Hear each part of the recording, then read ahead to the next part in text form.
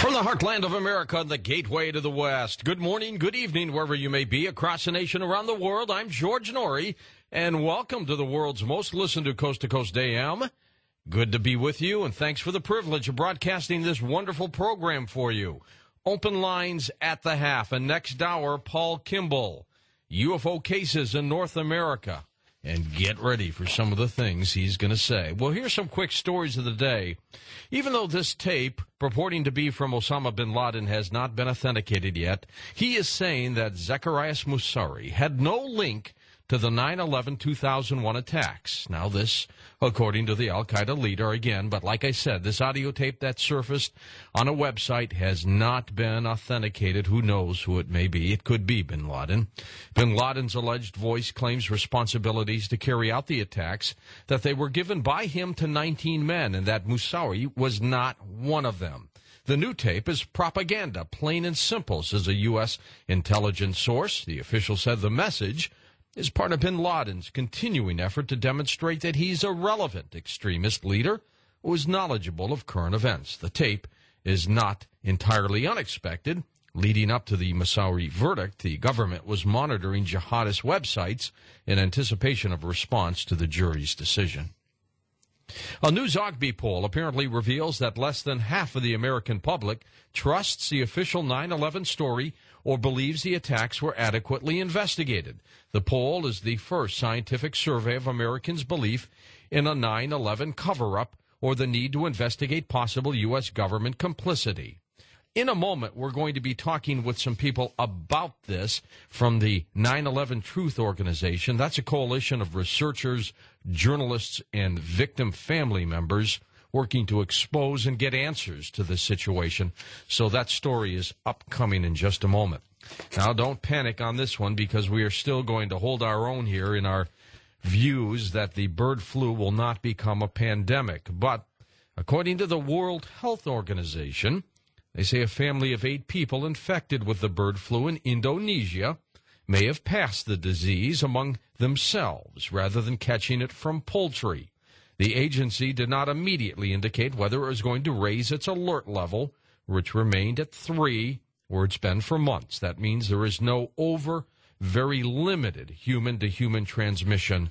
They don't seem to be too concerned about that, but I wanted you to know about that story anyway. Another attack by an animal on a human. This in Orwell, Ohio. A 500-pound bear escaped from an animal breeder, entered a neighboring home, and attacked a woman. The victim was expected to survive. The bear was lured out of the house and shot to death by the breeder. But still, again, another attack by animals. The Egyptian authorities have given the go-ahead for the underwater exploration of what appears to be a Roman city submerged in the Mediterranean. Well, the old guy that we talk about all the time, Zahi Hawass, said in a statement that an excavation team that had found the ruins of the Roman city some 20 miles east of the Suez Canal on Egypt's north coast. The archaeologists had found buildings, bathrooms, ruins of a Roman fortress, ancient coins, bronze vases, and pieces of pottery that all date back to the Roman era. Egypt's Roman era, by the way, lasted from 30 B.C. to 337 A.D. In Bucharest, Romania, more than 60 years after it was seized by communists, the Romanian government is to hand back one of the country's most popular tourist sites, the fabled Dracula Castle, to its former owner. The handover ceremony will take place Friday in the 14th Century Castles Museum, deep within the fortress in Transylvania. The castle, worth an estimated $25 million, was once owned by the late Queen Marie and bequeathed to her daughter, Princess Elena, in 1938. It was confiscated by the communists in 1948 and fell into disrepair. Now, in a moment, as I mentioned, we are going to be talking with a member of the 9/11 Truth Organization about this quest here. Apparently, Americans would like to get more information. They want to get to the bottom of 9/11. We'll be back in a moment on that story on Coast to Coast AM.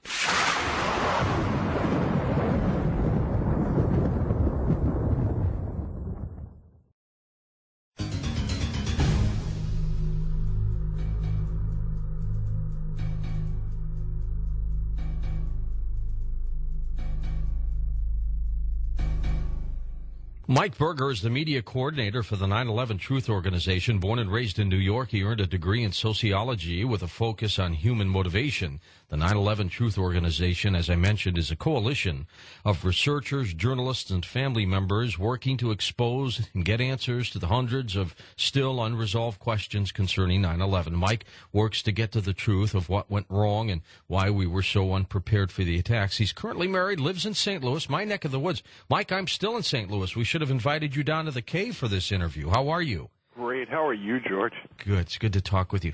This Zogby poll, which is estimating now that over 70 million American adults support a new 9/11 investigation, tells me that there's still a lot of unrest. After all these years, they cannot muster, those people who believe the true government position cannot even muster 50% of the people to believe the story. What does this tell you, Mike, in the organization 9/11 Truth? Well, I think it's quite amazing, actually, if you think about the powerful machinery of the mainstream media, or as some people call them, the liberal media, in promoting the official propaganda of the government conspiracy story. If they can't muster, after 4.5 years, more than half the country supporting the official story, it would seem to me that it demonstrates that grassroots movements in this country are and can be effective. That we no longer rely on just the mainstream media for information, of the power of the Internet and new technology to communicate and get research and evaluate evidence out to people. It works. It's working. And that I think it's a really a positive, optimistic sign for our future that we can reclaim the country effectively. Do you believe there's going to be any activity, because your organization, 9/11 Truth, would like to get these politicians or candidates to really recognize, hey, this is a major issue here, let's get some answers. But is it going to go any further than where it is now, Mike? Absolutely. I think this poll shows that the American people, I mean, again, those who are aware of, for example, the collapse of this third building, Building 7, happens to be almost the same proportion of people in the poll who don't trust the official story and want a new independent investigation. So I think the implications are that if you're a political candidate running in 2006, there's an enormous constituency here of people who are looking for change. Mike, so important for you to tell us about your organization, because you are not conspiracy buffs. You are a coalition of some dedicated people. Tell me about the members of the 9/11 Truth Organization. Sure. I mean, we're a grassroots organization made up of average people, of, in some cases, researchers, journalists, artists, scholars, average people who put together and publish research on the Internet, put together events like our upcoming conference in Chicago, 9/11, Revealing the Truth, Reclaiming Our Future, and are involved in public education to raise awareness about the events of 9/11, but not only 9/11, because ultimately for us to be effective as in changing the direction our country is going, we have to find common ground with other people who also see that 9/11 has been the justification for so many unfavorable policies, illegal wars. Even just last week when they released the Flight 77 video at the Pentagon. Right. Over and over you heard this as the justification that Americans needed to be reminded why we're in Iraq, why we're in this war, and why it's okay to have Americans under surveillance. Mike, is your organization taking a stand on that issue itself, Flight 77, that some people say never hit the Pentagon? My question to those people, whether it did or did not, I do not know. Though I'd like to see the video, quite frankly, because what I've seen so far doesn't show me a plane hitting the Pentagon at all, so I have some doubts. But I want to know what happened to the plane, where it might be. Does your organization look into that? Actually, George, our position is very similar to yours in that we support the Freedom of Information Act requests not just by Judicial Watch, but there was actually another person, Mr. Bingham, who had filed multiple Freedom of Information Act requests. His were never acknowledged. It's interesting that the government chose to honor the Freedom of Information Act request of Judicial Watch, and yet they really didn't, because they only gave us those more ambiguous frames, as you said, which still don't prove their case. So for us, I mean, on another level, I see the Flight 77 issue as a distraction, because there are so many more salient and hard evidence of potential complicity, such as, you know, the collapse of Building 7 in New York, a third building not hit by a plane, collapsed at 5:20, and the media shows the towers coming down, the planes hitting the towers. But why won't they ever show this third building? I mean, which in any other state, such as, you know, Missouri, it'd be the tallest building in the state. 47-story building came down in 6.6 seconds in its own footprint, which is what's so odd about it. If you begin to look at how this building was built, it didn't have a support structure like in normal high-rise buildings that was symmetrical, because it stood over an electrical substation in Lower Manhattan. So for it to come straight down is quite odd. And then even eyewitnesses, such as New York Magazine reporter Mark Jacobson said, you know, I was down at Ground Zero. I was there. I saw the building come down, and a firefighter, you know, came up to me and he said, you know, that building's going to come down. Well, that's kind of strange, because no steel frame structure has ever collapsed from fire alone. And you know, I've been wrestling with something, Mike, for a number of years now, and I'm almost at a point now where I'm pretty secure in what I think might have happened. And I'm going to say this for really the first time. I hinted about it when I had a roundtable discussion on 9/11 several months ago. I have been wrestling with the question of why is this so polarized? Why will we have slightly more than 50% of the people not believing the government's version, and then the rest of the people believing everything that they've been told, to a point where there's no middle ground here?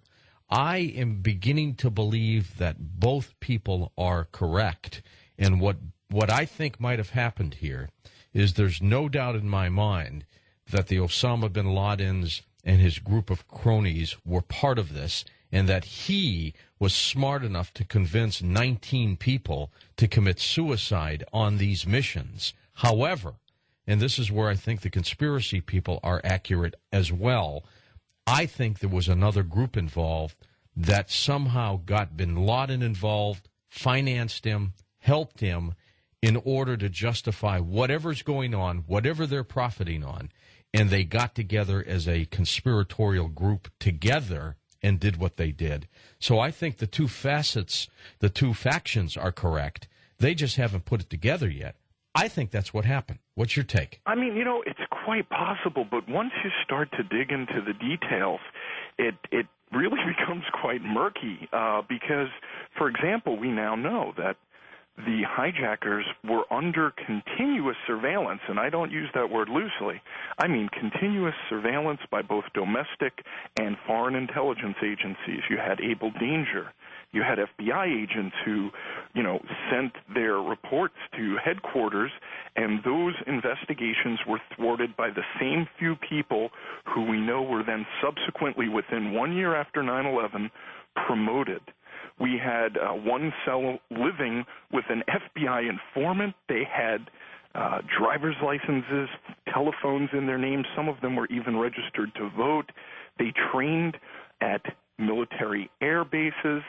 So when you begin to look at that, it becomes quite puzzling how it is that we were unaware on the one hand, especially in light of, you know, whistleblower testimony like Robert Wright and Colleen Rowley, et cetera, saying, you know, we knew this was coming. We tried to really prevent this, and we were prevented from doing our job. Well, which backs up my argument, Mike, that there were members within government who knew what were going on. There were members in government who wanted this to happen for their own personal reasons, and they go ahead and cut the deal with the bin Laden group to get this done with al-Qaeda. I mean, there's no doubt in my mind that somebody flew those planes into those two towers. Somebody was trying to hijack and successfully hijacked And whether the Flight 93 over Pennsylvania was shot down or pulled down, who knows? I happen to think it was shot down. But the point is that somebody had to do that.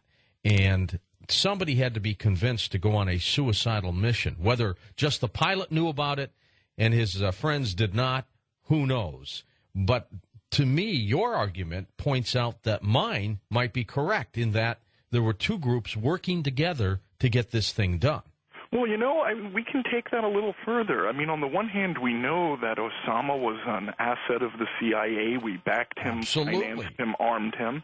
And to take what you're saying a little further, there's another possibility that is a little bit easier to understand, which is maybe the people who were trained or co-opted for this event, for this attack, for these hijackings, they didn't even have to know they were suicide hijackings. I mean, in essence, they may have been under the impression that they were going to make political demands. I mean, there may be other alternatives here. It gets a bit murky. It really depends on where the research leads. If we as a group can take the position that a group got together with bin Laden and put this together, maybe bin Laden was approached by it, but they put this together, I think we can get the answers quicker. Oh, absolutely. I mean, I think the entire issue surrounding this is that, again, going back to the poll, it demonstrates that the people who are aware of the evidence want really an independent investigation, either by Congress or an international body. But I think really it has to be a truly independent investigation. It can't be run by the same people in Congress. And I think that also touches back where you were going on how split the country is. Because if many people only see this as a polarized left-right dichotomy or Republican-Democrat, that it's always filtered through that lens, then effectively the game stays the same. It's kind of like a good cop, bad cop game.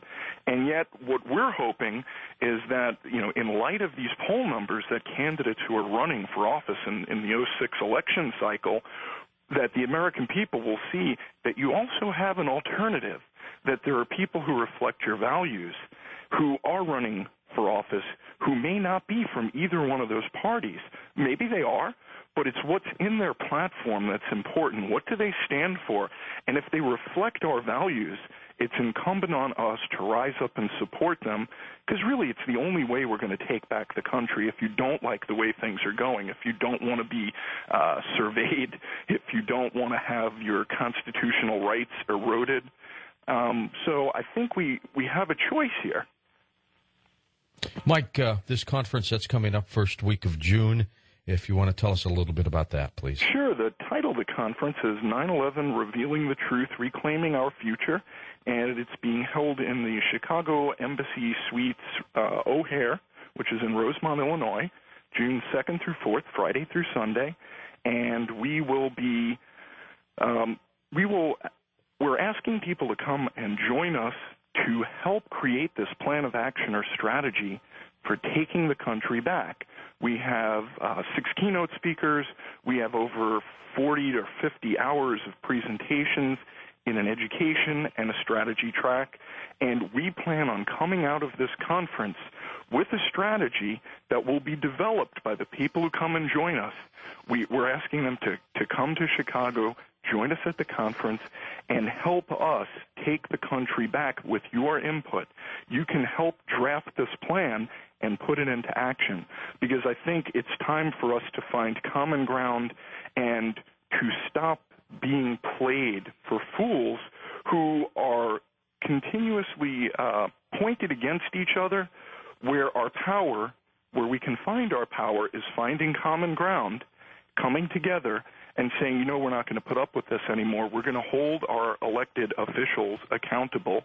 We want to open an independent investigation, and we want justice for the American people and for the family members. All right, Mike, thank you so much. Appreciate you being on the program. Get some sleep. I know you've been up taking interviews all day long. Thank you very much, George. Right. I really appreciate it. All right, that's Mike Berger. He's with an organization called 911truth.org, and I really believe that both the conspiracy people and those people who simply believe the version that we've all been told, I think there's a meshing there. I think the real truth is somewhere in the middle. I really do. Open lines, just you, just me. West of the Rockies, 800-618-8255. East of the Rockies, 800-825-5033. First-time caller line is 818-501-4721 of the wild card line. Ready to roll at 818-501-4109. Well, are you interested in chemtrails, string theory, parallel universes? What about multiple dimensions? Well, you can read all about it in the June issue of the After Dark newsletter. It's the monthly magazine made especially for you. And if you don't believe everything you hear at night, well, every month the After Dark newsletter arrives right there in your mailbox in living color to let you know that you're not dreaming. And also, we'd like to throw in a complimentary double CD, the After Dark CD, bumper music, ghost stories, and some incredible phone calls to the program as our way of saying thanks for subscribing to After Dark. Limited number of those, so here's the phone number, 1-800-727-5505. That's 1-888-727-5505. Or you can subscribe online by going to the coasttocoastam.com website.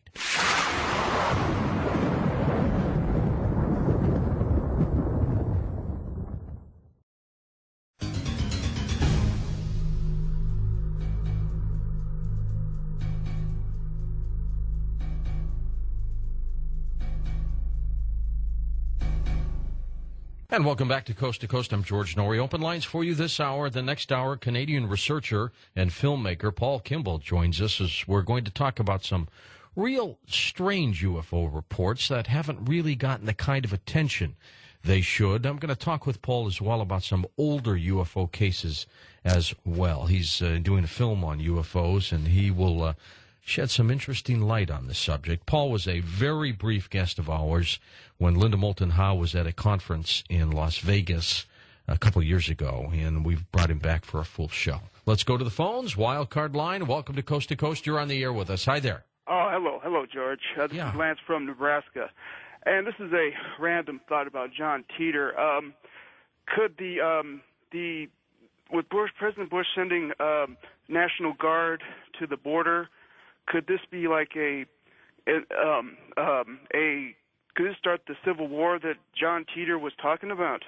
Well, I thought of that, and a lot of people have thought of that. John Teeter, of course, being the alleged time traveler. Oh, yes.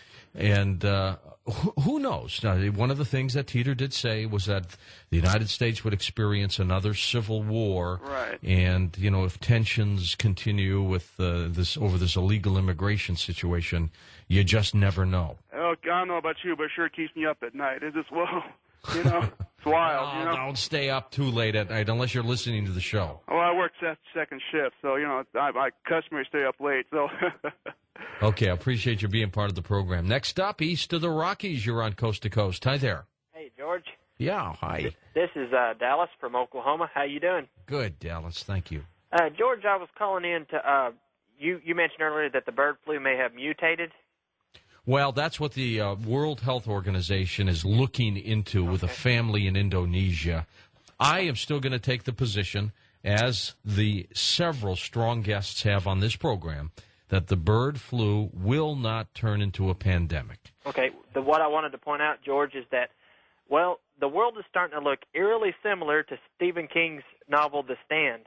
I mean, you remember how at the beginning of that they were saying the arrival of the Dark Man, and this guy was ringing a bell and stuff and saying the Dark Man was coming before the disease hit. Yeah. Well, that's happening now because of the 666 date that's coming up. There's some groups that are saying that the Antichrist and the Iranian president is calling the Mahdi, said the Mahdi may show or something like that. And it's just getting eerily similar to that novel, so I hope that Stephen King didn't write it as prophetic. Let's hope that. These are really strange times for all of us. I mean, I'm glad I'm alive at this era. I saw the moon landing. I was 13 years old when John F. Kennedy was assassinated. In my lifetime, and I don't know about you, Dallas, but I have gone through some incredible things as an eyewitness to history, and I think I've only seen just a little bit of some of the things that are going to happen on this planet. I've only been here 30 years, but I've seen a lot too, I think our biggest concern, that a lot of people just aren't talking about is if we ever get hit by an asteroid. I think that has got more reality to it than anything we've talked about. Right. Sure does. Okay, thanks. Thanks. Appreciate you being on the program. Next up, let's go to our West of the Rockies line. You're on Coast to Coast. Hi there. Hello. Hello. This is Karen from Sacramento. Listening at KSTE. Yes, from the low valley, not the high desert. The low valley. Let's hope the low valley never gets flooded, huh? Well, if the levees break, they will. Oh, no, don't even say that. No, we don't want that. Go knock on wood sometime. Yeah, my head. Anyway, I was wondering what you thought about the two announcements that I heard today.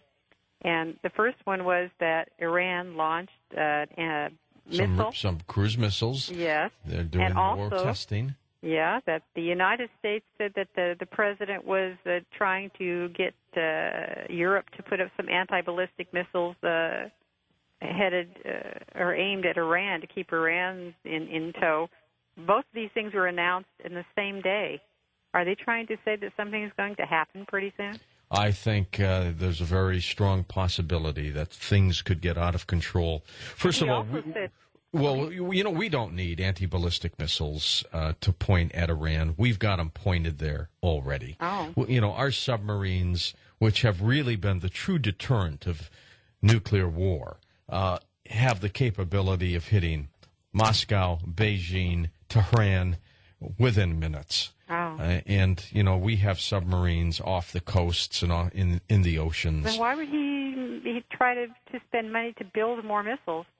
I don't understand. You know what? It's a game that our leaders are playing with other leaders. I mean, I'm not going to doubt that the Iranian situation isn't a potentially dangerous one. Frankly, that's the one we should have looked at first before Iraq. But now we're in this mess, and we've got to figure out what to do with it. I really think Israel's going to do something before anybody does anything. Well, there's a couple other things. Another thing today, they said that the president was said that if Israel got in trouble, that we would back them up. We have to. We have no choice there. Well, I know, but he announced it officially, which is kind of unusual. And then the other thing was those cruise missiles that they sent off in Iran, the one that they were practicing with, can hit the United States. I couldn't believe that. We're too far away, aren't we? Well, you know what they say it could hit? I don't think it can. I think we are too far away for the Iranian missiles. Something's going on, huh? Yeah, it is. It's positioning, first of all. It's strategy. But more importantly, we live in some very tense times right now. And I hope people understand that. I know it. But you know what? We're not alone. We're always in it together. Okay. Thanks, George. Okay. Have a good night. You too. Sometimes all of us in our own lives get very concerned about events that are happening. I've heard little children cry because they're afraid of things that they hear on the news. And, it's difficult to comfort them. But everybody needs to understand that, we're not little islands to ourselves, as much as some of us would like to be. We're all in this thing together. I mean, and whatever happens. You deal with it. You move on because, that's part of living. And it's happened on this planet since the beginning of humankind. And they always have had catastrophes, and many of them man-made and man-created. We're going to create more. But you know what? I will take this positive attitude with me for as long as I can, no matter what we will face. And we'll face some pretty rough times together. Wildcard line, you're up. Thanks for holding. Hi there. Hi. Yeah, where are you? Oh, hey, George. I surprised you, didn't I? Yes, you certainly did. Your voice sounds so different tonight. I've spoken with you a few times before, and it's great to speak with you again. And, George, thank you for covering the most important issues of our times and what you'll do in the future for that, I'm sure. I really do appreciate it. We all do. Well, and, George, I wanted to mention to you that when you had Eric Huffschmidt on about 4 months ago, I think it was. Yes. That I saw his video that he put out called Troubling Questions within a year before his appearance on your program. And in this video, which is you're well aware, centers around the Pentagon strike on 9/11, that he shows a photograph on a runway sits a Global Hawk flying missile. And it has very distinctive, heat-resistant, aerodynamically designed wheels that the tires are mounted onto. And I noticed this. And then in the very next thing that he goes to, and I wish you'd take a look at this, they go inside the Pentagon hole. And inside the Pentagon hole, they're shining a light, and that same wheel, and it's a small wheel, it's nothing off of a large passenger airplane, is sitting right there, leaning at about a 45-degree angle on the right-hand side of the picture, right on the ground. Oh, no, you're right about that. And let me mention that Eric Hufschmidt, that interview that we had. Eric is a great writer, and his video is also fantastic. He had a difficult time conveying his thoughts on the radio, and we roughed him up a little bit that night. And then he, went into a tangent on whether we went to the moon or not, which really got me going. And I brought Richard C. Hoagland in to try to settle the matter. And it seemed like we ganged up on Eric that night. We really didn't intend to. He's a good person. And again, as I said, a great researcher. But he had a difficult time trying to convey his thoughts on the radio. I think Eric would be great in a round table discussion on 9/11, for example, with other people who could help back him up with some of his thoughts. A lot of times we have turned down guests on the program who have had great stories, great books, great research, but they can't convey it. And, we really, and our producers, do a great job trying to get the people who can carry on a lengthy conversation. And Eric had a rough time that night, for those of you who are Eric fans. East of the Rockies, you're on Coast to Coast. Hi there. Hi, George. It's Barry in Springfield, Missouri. Hi. I was going to tell you about a friend of mine. His brother-in-law, he lives up in St. Charles near you there. Oh, yeah. And he was, back in the winter, but before the first of the year, he was cutting a big tree down. And when he cut this large tree and it fell, he didn't see above him the tree he was standing under had a big deadfall, and it fell on him and crushed him. Oh. Hit him in the head. They say it literally drove him straight down into the ground up to his mid-shins. Oh, my God. And he had skull fracture, numerous spinal fractures from the C-spine down through his lumbar. And he was in the hospital in a coma for over 6 days before he ever regained any consciousness. And he's lucky he was alive. Lucky. Yeah, definitely lucky. Initially, you got a real bad phone line there. I wonder if you could wrap this up, because it sounds like a great story. Okay. Well, he was in a coma, and when he came out of it, they said he'll probably never walk again. He'll be severely injured forever. But he's made a remarkable recovery. And last weekend, when my friend went to see him, he said that when he first got hit, he saw a man with the skin on his skull brown and grizzled down like right over a skull, and with long white hair and glowing red eyes, and he reached out to him and told him, "You're dead." Oh, my God. And he said, "I knew he was the devil, so I wouldn't go to him." And after he didn't go with the devil, he said he spent the next 6 days with Jesus building an ox cart, and that Jesus told him that he would be okay and that he would recover and to tell his story, but that he could not profit from it. Well, I tell you what I would love for you to do, if you would. Just email us, me especially, George at coasttocoastam.com, and give me some information. And if he's at a point where he can start to talk again and can stay up late, I wouldn't mind getting him on to talk about that entire episode. Can you imagine a chunk of a tree falling on you, driving you down into the ground, and you're still alive to talk about it? That's incredible. Yeah, do that. Your hum on your phone was really starting to get bad. First-time caller line, you're on Coast to Coast. Welcome to the show. Hi there. Hi, George. First of all, I want to say you are a man full of information, intelligence. There's not a night I don't think I listen to you. Actually, I shifted to the night shift just to listen to your radio show. That's devotion. Yeah, my girlfriend doesn't like that too much.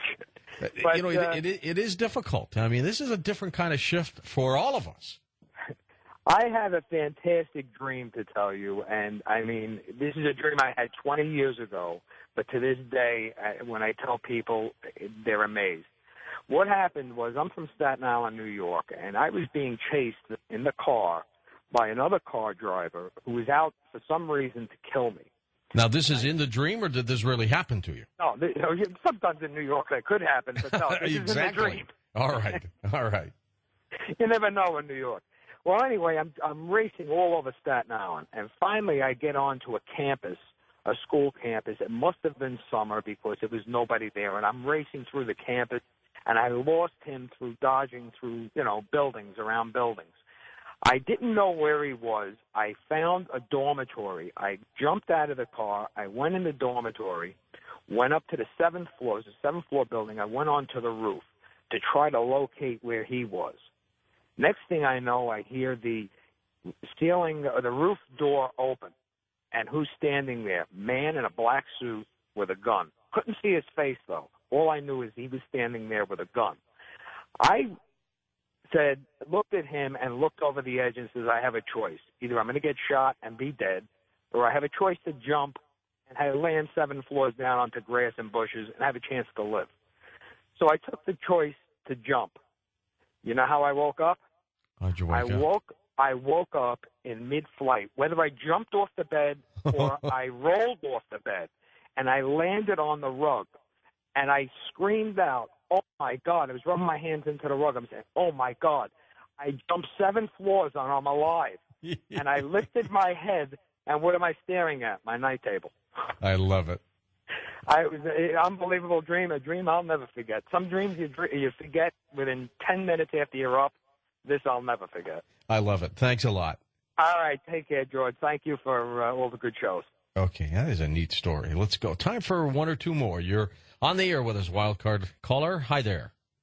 Alrighty. Hey, this is Michael, Lincoln, Nebraska. George, awesome job. On behalf of my person and again and again and again, all your listeners, years and years and years.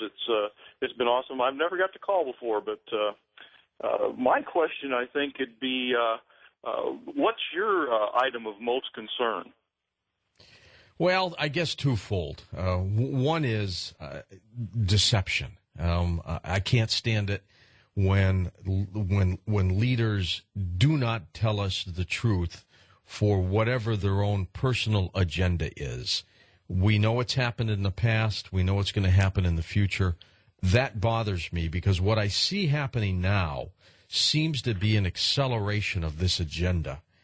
That concerns me. And I'm also concerned about a world war. I'm concerned about a world war that includes nuclear weapons that would bring in Russia and China. And, I'm concerned about my kids, and I'm concerned about my grandchildren. I want them to have a great life. I want them to have a safe life. But I don't want them to have it under this kind of tension. And that, I think, is our biggest issue. Now, as I've said before, we're in it together. Whatever happens, happens. We'll move ahead. Whether, I'm broadcasting out of a tin can to 15 people because, every power thing has been blown up. Who knows? But that bothers me more than anything. How about you? Yeah, well, I'm right in step with you. In fact, I've been doing some reading and studying. There's a guest I would suggest in light of what you just said, a man, Yisrael Hawkins. He's actually got a huge study on prophecy over numerous years. He's a heck of a historian. He's got some books out, and he's all right. Would you promise to send me some information on that? You've got my George. email address? I'm writing down George at Coast to Coast right down in my notebook, and okay. And make sure you put the AM at the end. CoastToCoastAM.com. Coast to Coast AM.com. That's right, George. Alrighty. I have another little nifty site that I ran across, a gift type thing for your listeners, if you'd permit it or not. I can't do that, only because they hold it. But give it to Tom, and then we'll take a look at it. And if there's anything worthwhile, hey, you never know. My gosh, this hour's going. I've got to tell you, these hours in this show seems to be going by faster and faster and faster. And speaking of speed, some of us are saying, well, all right, when is Art going to be back on? Not this weekend, for sure.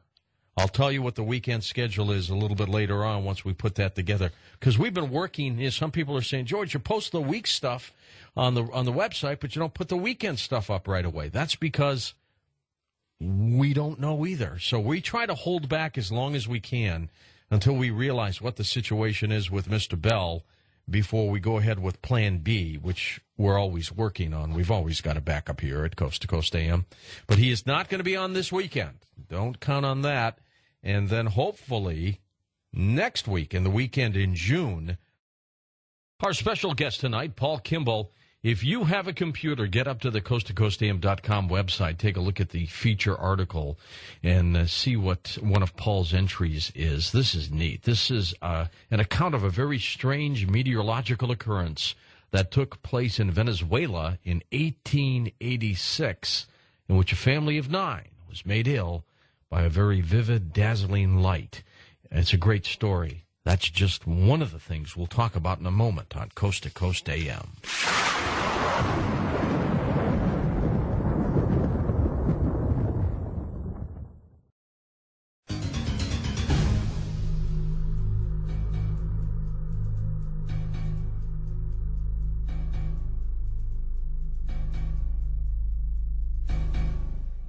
Well, Paul Kimball, he's the founder of Red Star Films Limited and a member of the Nova Scotia Barristers Society, the Nova Scotia Film Advisory Committee, and the Society of Composers, Authors, and Publishers. Since 2001, Paul has established a reputation of one of Canada's leading UFO researchers, and both through his work as an award-winning documentary filmmaker and as a researcher, writer, speaker. He has appeared on television, radio, in person at conferences, symposiums to discuss the UFO phenomenon. Currently in post-production for the documentary Fields of Fear about the Canadian animal mutilation phenomena, due for release in the late summer of 2006. It was on Coast to Coast. What was it? Sometime around 2004 or so, Paul, with Linda Moulton Howe for a bit? That's right, George. It was during the second crash retrieval concert that Bob and Ryan Wood put on in Las Vegas, Nevada. Well, it is great to get you back on. We tried to get Paul Hellyer on for just a little bit tonight with you, but he could not. He's getting up there in age, and I guess he's not feeling too well tonight, as a matter of fact. But what do you think of his story? Former Canadian defense minister basically saying, that we're in a battle with extraterrestrials. I think I've been a frequent and well-known critic of Paul Hellyer's sort of disclosure story. I think there's a number of problems with it, not the least of which is Mr. Hellyer himself, who, as most Canadians who remember Mr. Hellyer, which is an ever-dwindling number, unfortunately, his primary political time was in the mid to late 1960s and into the early to mid-1970s, so even before my generation. Had a bit of a mercurial career, a fellow who bounced around the political spectrum in Canada from center to right to left and all points in between. And most notoriously, I think most Canadians probably best remember him as the guy who unified the Canadian Armed Forces. I come from Halifax, Nova Scotia, which is Canada's major East Coast naval base, has been for hundreds of years. And he's not fondly remembered there. He's the guy who put all the sailors in green uniforms. I remember that. And all the airmen in green uniforms, too. So he's an interesting fellow. He was certainly, in his prime, he was one of Canada's bright, rising young political stars in the 50s and 60s. And then his career basically took a nosedive right down through the floor in the late 1960s when he resigned from Pierre Trudeau's cabinet and switched over to the Conservative Party. Now, in terms of his UFO thing, though, the problem for me, and I think with a lot of UFO researchers, is that Mr. Hellyer bases his claim that UFOs are alien vehicles come here to Earth not on anything he knew or heard or saw when he was Minister of Defense up in Canada. If that had been the case, that would be something indeed and something worth looking at. However, he bases it instead on Philip Corso's discredited book, The Day After Roswell, which I think you'd have a hard time finding any serious UFO researcher who takes that book seriously. So the problem with the Minister of Defense, former Minister of Defense Hellyer, is his own somewhat checkered career causes credibility problems up in Canada, at least, which I don't think most Americans are aware of. I think they just hear former Minister of National Defense and they go, oh, well, that's impressive. I think if you ask most Americans right now, well, if Donald Rumsfeld was to come out in 5 years as the former Secretary of Defense, would he be a particularly credible person to listen to, they might have a different answer. So in that sense, I think Americans aren't particularly aware of Mr. Hellier's somewhat credibility problems in Canada. But most importantly, in the UFO field, I think it's because he bases his claims not on what he knew personally, but on what he read in Phil Corso's book. And I think you are correct, too. As a matter of fact, I've got to get you and Bill Burns together. Bill Burns is a co-author with me on a book that's coming out in September. And as you know, Bill co-wrote the book The Day After Roswell with Corso. That's right. I'd love to put you two in a room to talk about this, but you're correct. Bill was telling me about Hellier just this weekend, and he said, George, he based everything on the book, not on his own personal observations as defense minister. Absolutely, and I was talking to a number of people who were at the Toronto Exopolitics Symposium back in September when Mr. Hellier first came forward and made his claims. And a number of them said to me they were sitting in the audience, interested to hear what Hellier had to say, and as soon as the words Day After Roswell and Philip Corso came out of his mouth, they started slinking down into their chairs because they knew that if what they were expecting what they were hoping, I suppose, that he would say, yes, I saw documents when I was Minister of Defense. Yes. Didn't come out. In fact, Mr. Hellier went to great pains to say he didn't really see anything when he was the Minister of Defense.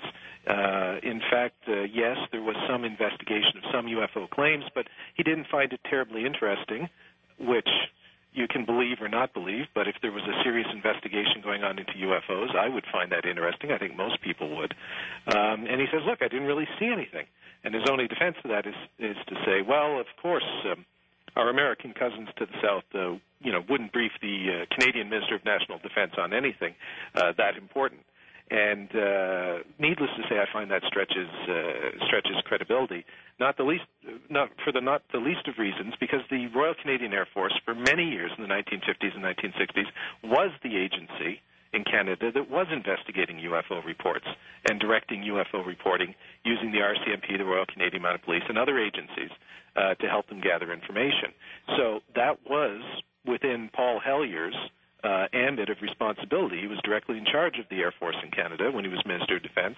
I find it very hard to believe that he didn't see some interesting things cross his desk.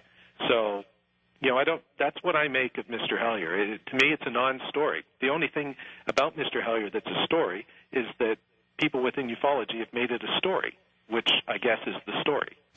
But what he's saying isn't really much of a story. Had we gotten him on tonight, it would have been the fact that, and I would have asked him, I would have said, Mr. Hellier, you picked up a book called The Day After Roswell, you read it, and now you're a believer in this extraterrestrial battle, but why didn't you see anything as the defense minister? That would be a question that I would ask him, and what I would say to people who bring Mr. Hellier around is Paul Hellier's testimony is worth no more, nor no less, than anybody else who might have read Philip Corso's book and comes out and says, look, I believe that Corso was or any other book, or any other book. I mean, a U.S. astronaut could have picked up the book and said, I think I believe this. But that doesn't mean that they have firsthand knowledge of what's going on here. Absolutely. And I think this is one of the fundamental mistakes that ufology makes, or at least certain segments within ufology, and what seems to be a growing segment, unfortunately, within ufology makes. They latch on to somebody like Mr. Hellier because it supports their preconceived belief system. That is that UFOs exist and that UFOs are alien spacecraft. The problem is there are so many good cases out there. I mean, so many good cases that don't get the attention they deserve, that are largely unknown, and instead of focusing in on those, and those are the kind of cases that could draw serious attention, I think, from the scientific community, the journalistic community, even the political community, if properly presented to them in a serious, rational, responsible way. Ufology, or at least a large segment of it today, tends to focus on stories like Philip Corso's and Paul Hellier's appearance on the scene. And even, Project Serpo got a fair amount of play last year. And continues to get some play into the new year here in 2006. Sure. I think that's a fundamental mistake. I think it's a mistake that ufology made probably about 25 years ago when Roswell started. And I don't think it's a left turn or a right turn, depending on which way you want to go, off the straight and narrow that they should have stayed on. It's not a conscious decision by a large group of people. It just happened to be the way things went. And that's, That's too bad, because there's so much good stuff out there that I think your listeners and everybody else, from the president to the senators to Canadian members of parliament to the world's top scientists, would really be interested and fascinated by, just as my friends are when I explain it to them, if they could actually hear it.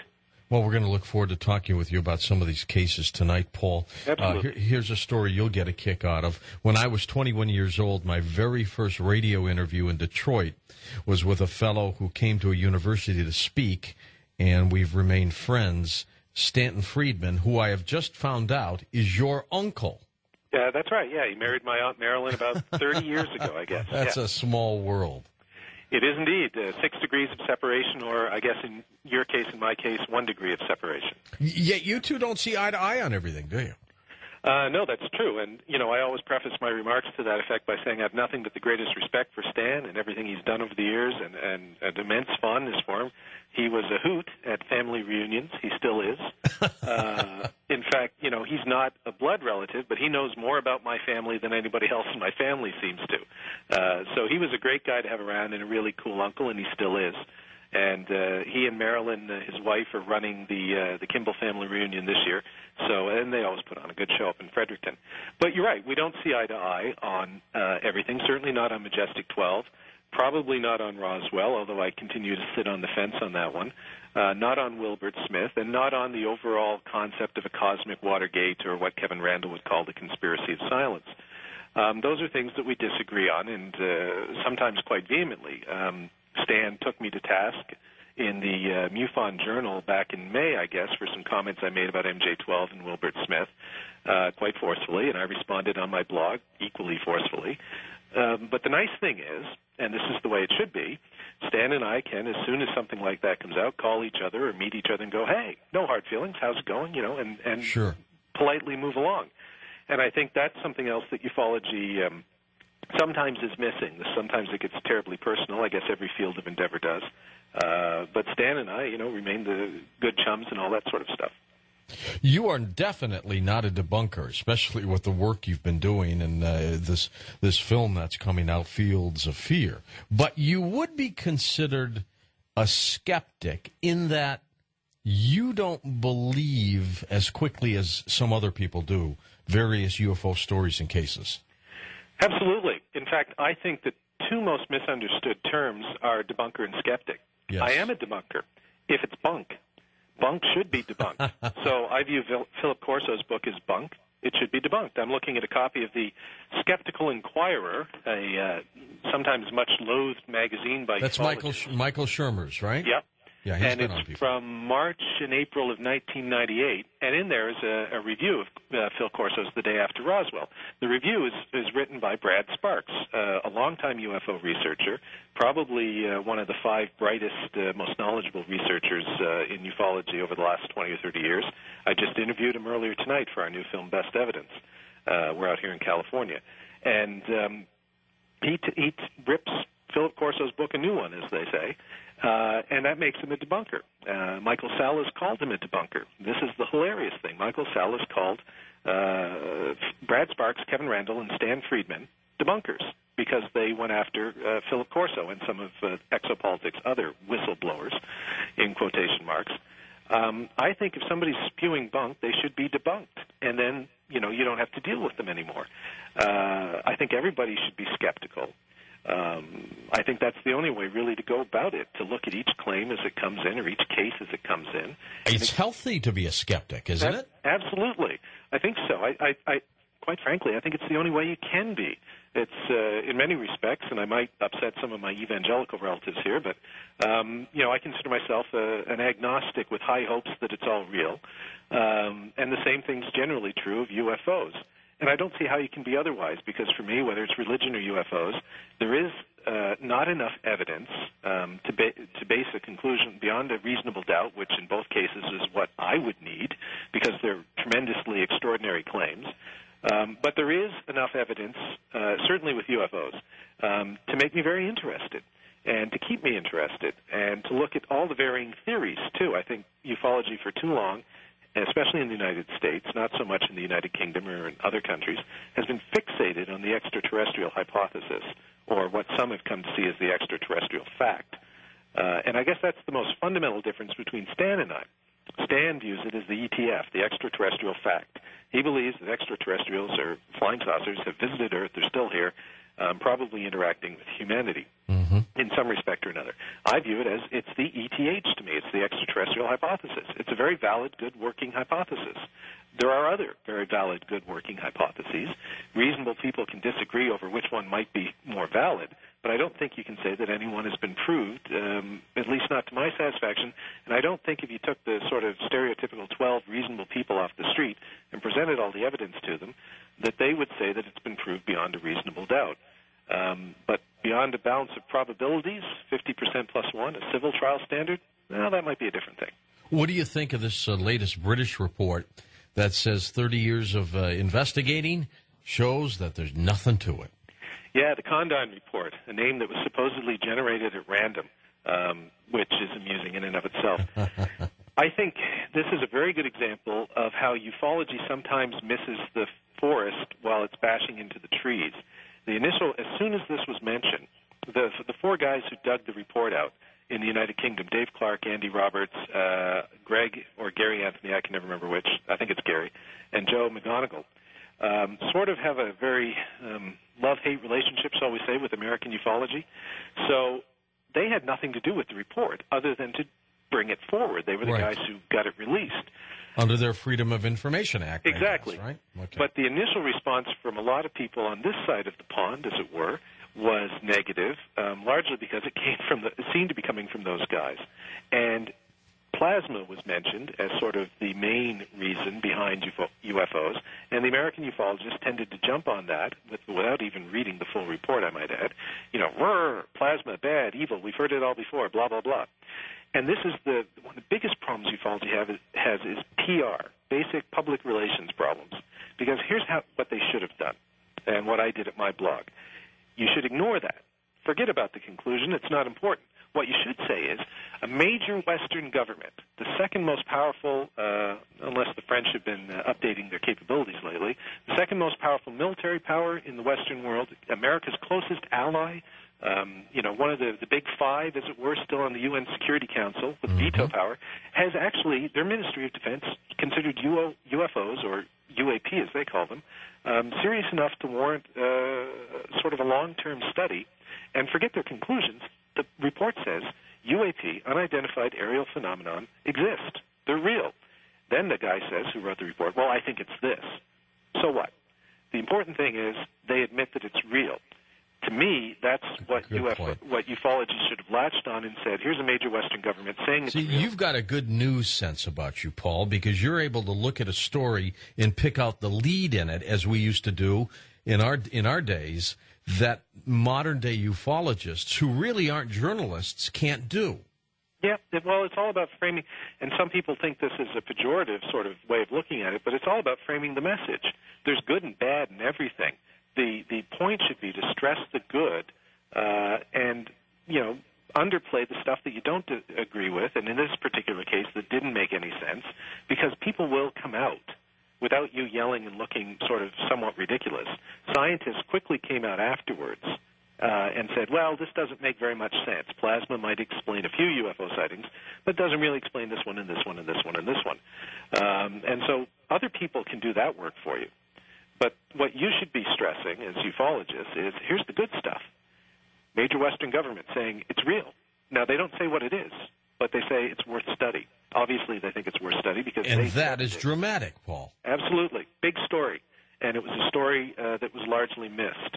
And I think if ufologists, if their initial reaction had been that, they could have turned the story around and framed it in a different way, and I think that would have been a positive. You put that one in the win column, and instead it was sort of a neutral, or perhaps you might even put it in the loss column.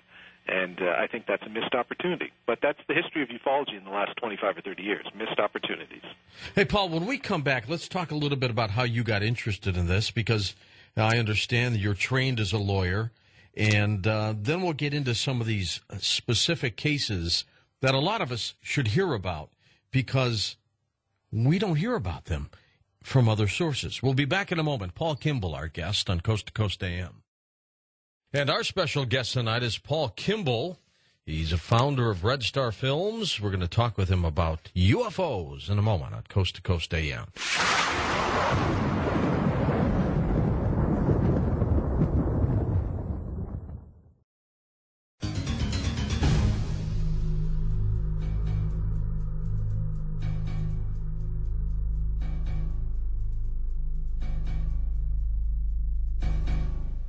Paul, can you tell us, how did you become interested in UFOs? I mean, you've got a very varied background here.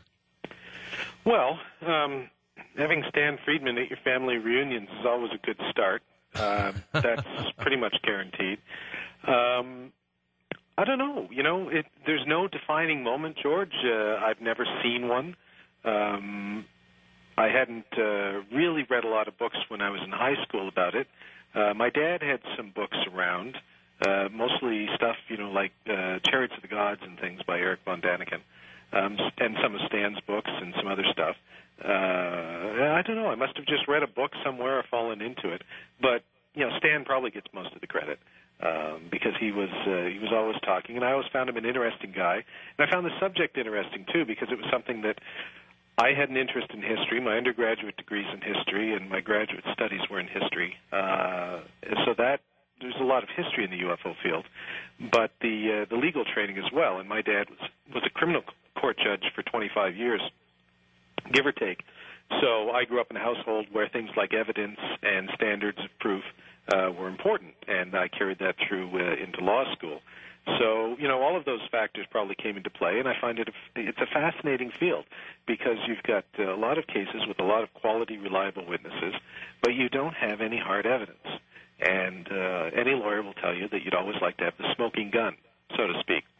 But any lawyer will also tell you that it's a challenge and it can be a lot of fun to try and make a case based on circumstantial evidence because it forces you to think and it forces you maybe to work a little harder than you'd have to work if you literally had the smoking gun.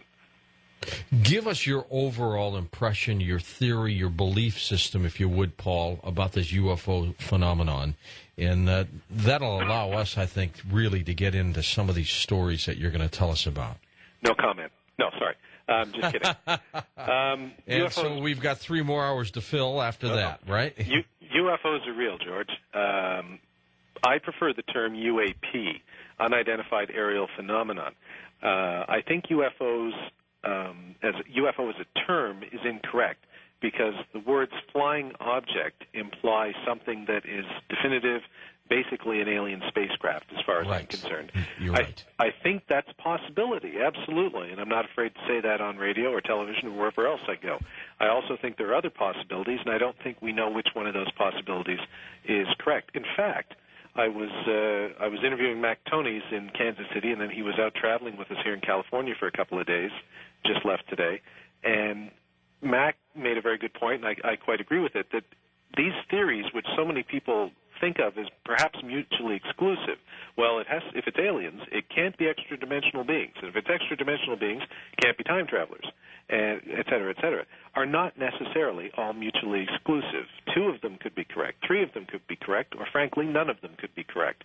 And it may be really, we could all explain it as natural phenomena, misidentifications, and other things, perhaps that we don't even know about our own planet and what might be going on in the sky. So I come at it from the view that UAP, is a real objective phenomenon that's worthy of serious scientific, historical, journalistic study. What it is, I don't know. But I think people should take it seriously and should look at it seriously, and I think that's the way forward. But you, like I believe, whatever it is, because I don't know either, it is definitely happening. How, where, who knows? But there are just too many real episodes of strangeness by people who I feel to be pretty legitimate people, and you just can't sweep it under the carpet. Absolutely. I fully agree. The only caveat that I would add on that is I don't necessarily believe that there's a paranormal explanation. I believe that that's one possibility, and there are many different ways that you can cut the paranormal cake, if you will, extra-dimensional time travel, all that sort of stuff. And perhaps, if time travel is the answer, it's not paranormal. It's paranormal to us, but it's not paranormal 5,000 years from now. Well, and you're right, and it could very well be a natural explanation. Yeah. The truth is, if somebody from the 17th century was 17th century, forget that. If somebody from the 1970s, if me as a kid was to wander into a classroom today, I'd view most of the things that I saw there as paranormal. iPods, computers, the advances we've made in technology in the last 10 years, much less the last 20 and 30, even the last 5, are astounding. When I began my music career in the early 1990s after law school, cassette was it. CDs were just starting to come on the market.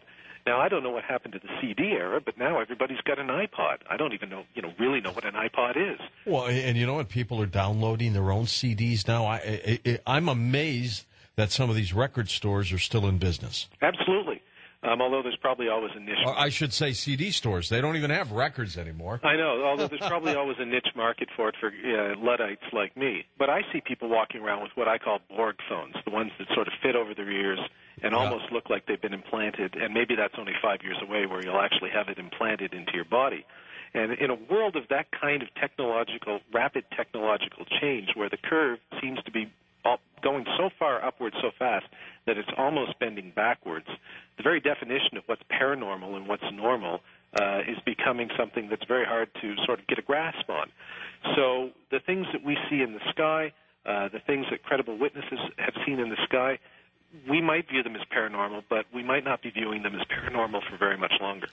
You had mentioned when we were talking about Stanton Friedman, MJ-12, which we all listening to Coast and being part of it understand what it is, and that is that organization that purportedly was set up during the Truman era to investigate UFOs. We know about Stan's views on the cosmic Watergate, but you mentioned Wilbert Smith, and I'm not very familiar with him.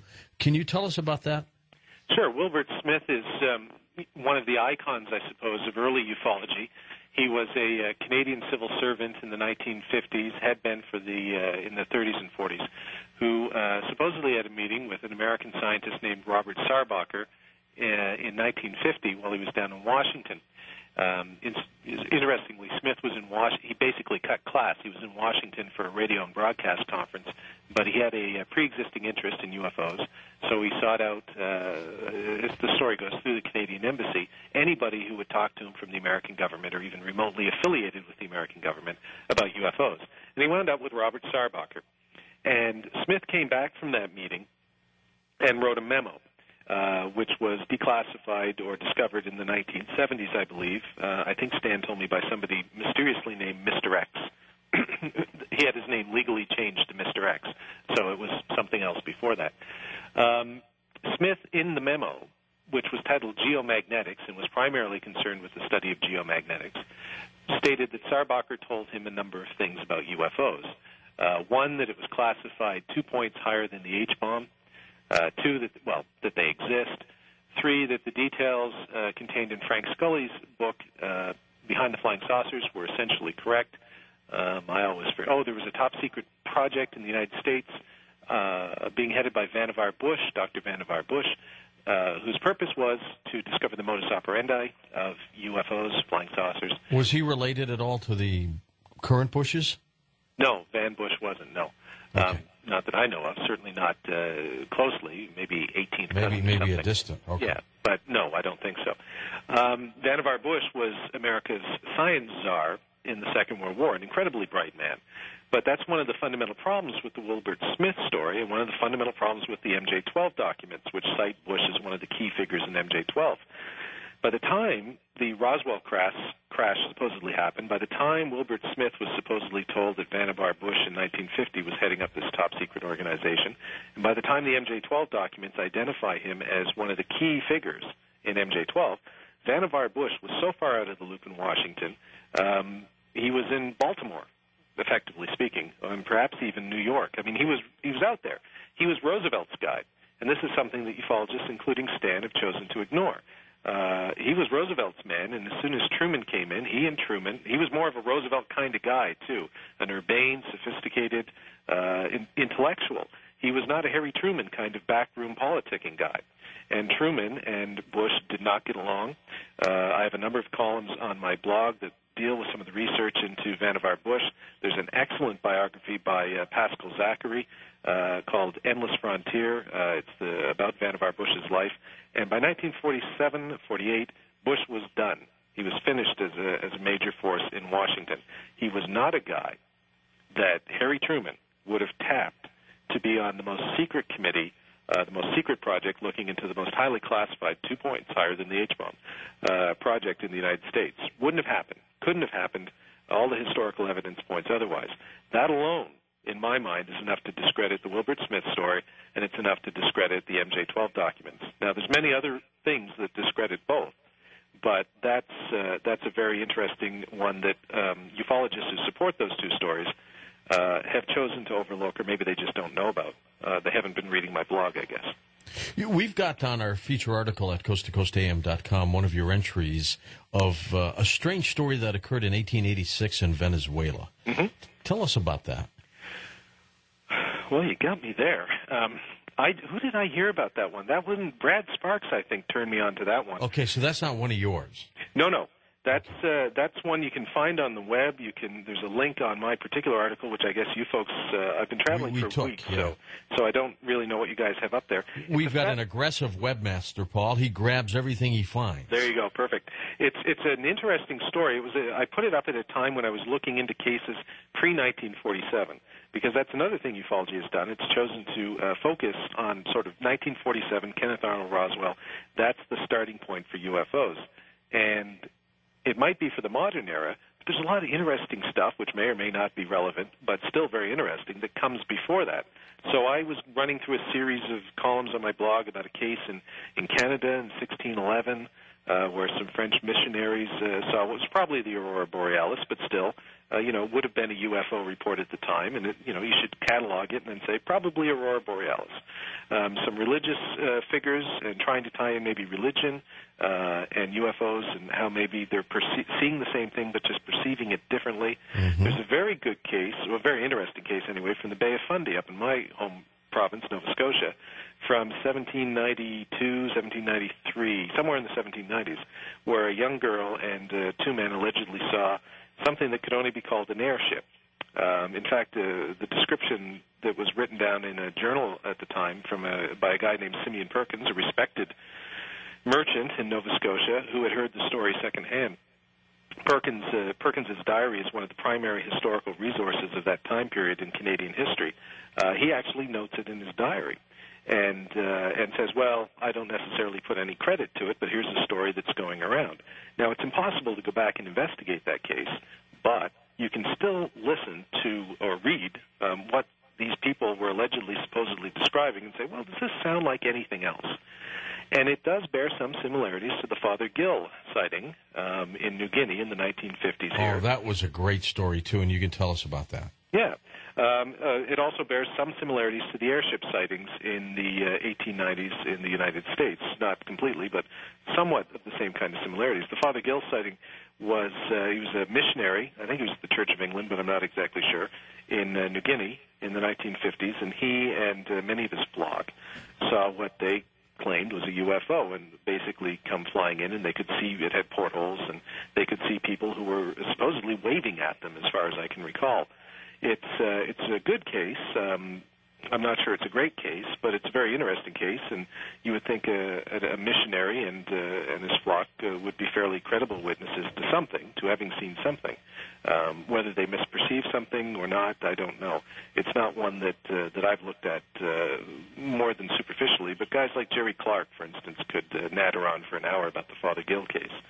And his UFO encyclopedia contains all of these things, or most of them, and it's a wonderful resource that if you're truly serious in the subject, you should probably have sitting on your bookshelf somewhere. What year did the dirigibles come out? I don't remember that. But it must. Do you think it was after the period that these people were seeing these kinds of airships? I'm not an expert on that particular subject, but my understanding from talking to people who are is that they were coming at it about the same time. That the dirigibles, the Zeppelins, whatever you want to call them, were being developed in the late 19th century, or at least being thought of.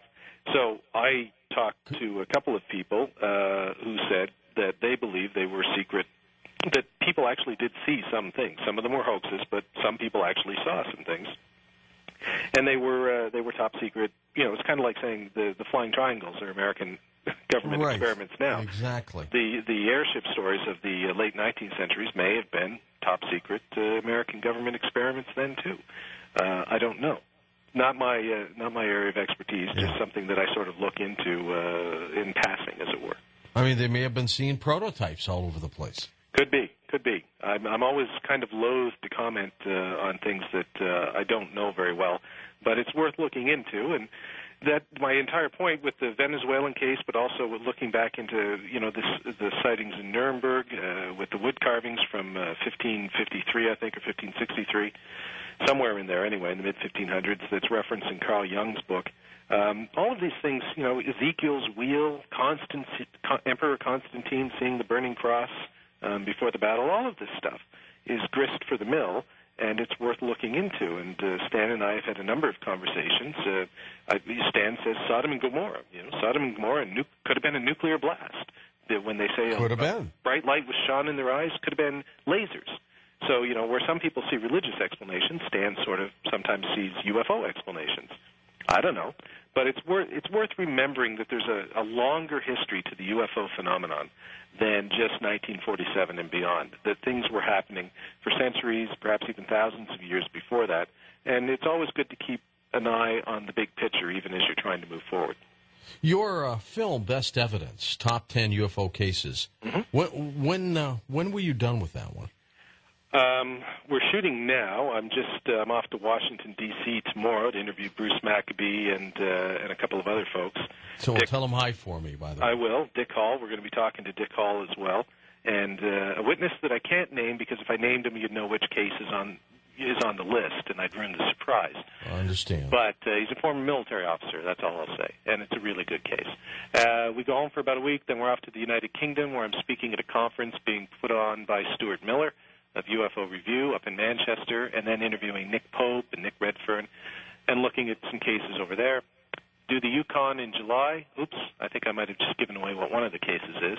I'll be up in the Yukon in July. And then that's pretty much it. Post-production, we should be done by late September or sometime in October.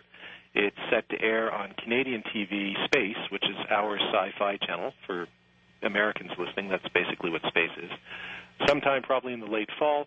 It's already been pre-sold to Television New Zealand, so if there's anyone listening down under, as it were, hello. And that documentary will be coming to you sometime over the next half year. And hopefully we have a distributor out of the United Kingdom that's working very hard to try and get it sold into as many markets as possible so as many people as possible can see it. Great. Now, where do you stand with Fields of Fear, the film about cattle mutilations? Well, I was supposed to have that done 3 months ago. So you're working on a couple films right simultaneously? Yep, and actually we're in pre-production for a third documentary that I start shooting when I get back from the Fields of Fear, the Best Evidence journey, that has nothing to do with UFOs. It's about classical music. My gosh, Paul, how do you keep them all together here? I don't know. My fiancée keeps asking me the same thing, usually by phone. She's usually saying, why aren't you home? But she works in the industry, too, so she understands. We're going to end up with a UFO show that might have some classical music in it. I've been thinking about that, actually, seeing if I could bring the two together. But the Fields of Fear one is interesting, and maybe in the next segment, I don't even know what time it is. That. We can talk about that in Fern Belzil and cattle mutilations. But Best Evidence, too. I'd like to talk about that and maybe some of the cases that may or may not be on the list. Yeah, we can do that. Does anybody ever, Paul, talk about occupants and ETs? I mean, we get all these stories about craft. Mm-hmm. What about the beings themselves? Because that fascinates me. Sure, absolutely. There are no well, who knows? Maybe they are occupants. I don't know. There are no occupant cases on on our top 10 list that we developed through a poll with a number of leading ufologists, which might tell you something. The best UFO researchers in the world tend not to favor those cases, usually because they're single witness cases. Not always, but usually. True. We actually set a very stringent criteria for the film. You needed to have multiple witnesses, and multiple witnesses could include one witness backed up by corroborating evidence from, say, radar or physical evidence or something like that. Photographs could work too. But it couldn't just be one guy or one gal saying such and such came to me and I saw this happen and off we go. Maybe it did, but those are not the best cases. Unique cases that have multiple witnesses or corroborating evidence. Those are the best cases. All right, let's talk about both those films when we come right back on Coast to Coast AM. I'm George Norrie. You know, I want to believe that we've been visited by extraterrestrials. I want to believe that we are not alone in the universe. Remember that book by Walter Sullivan, We Are Not Alone? I want to believe all that. Then there's this little part of me, this teeny little part of me that says, George, we are alone. There is no one else. And that's kind of a lonely feeling, isn't it? We'll be back in a moment with our special guest, Paul Kimball, on Coast to Coast AM.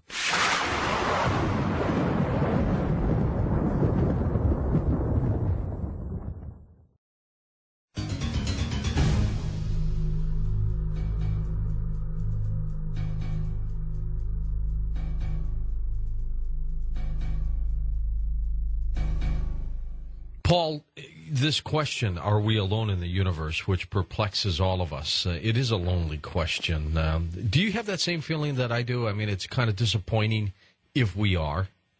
Well, I have to say, George, even if we are, I just saw on ESPN that the Edmonton Oilers beat the Anaheim Ducks 5-4 tonight. So as a Canadian who hasn't seen a Canadian team win the Stanley Cup since '93, whether I'm alone or not, I feel good.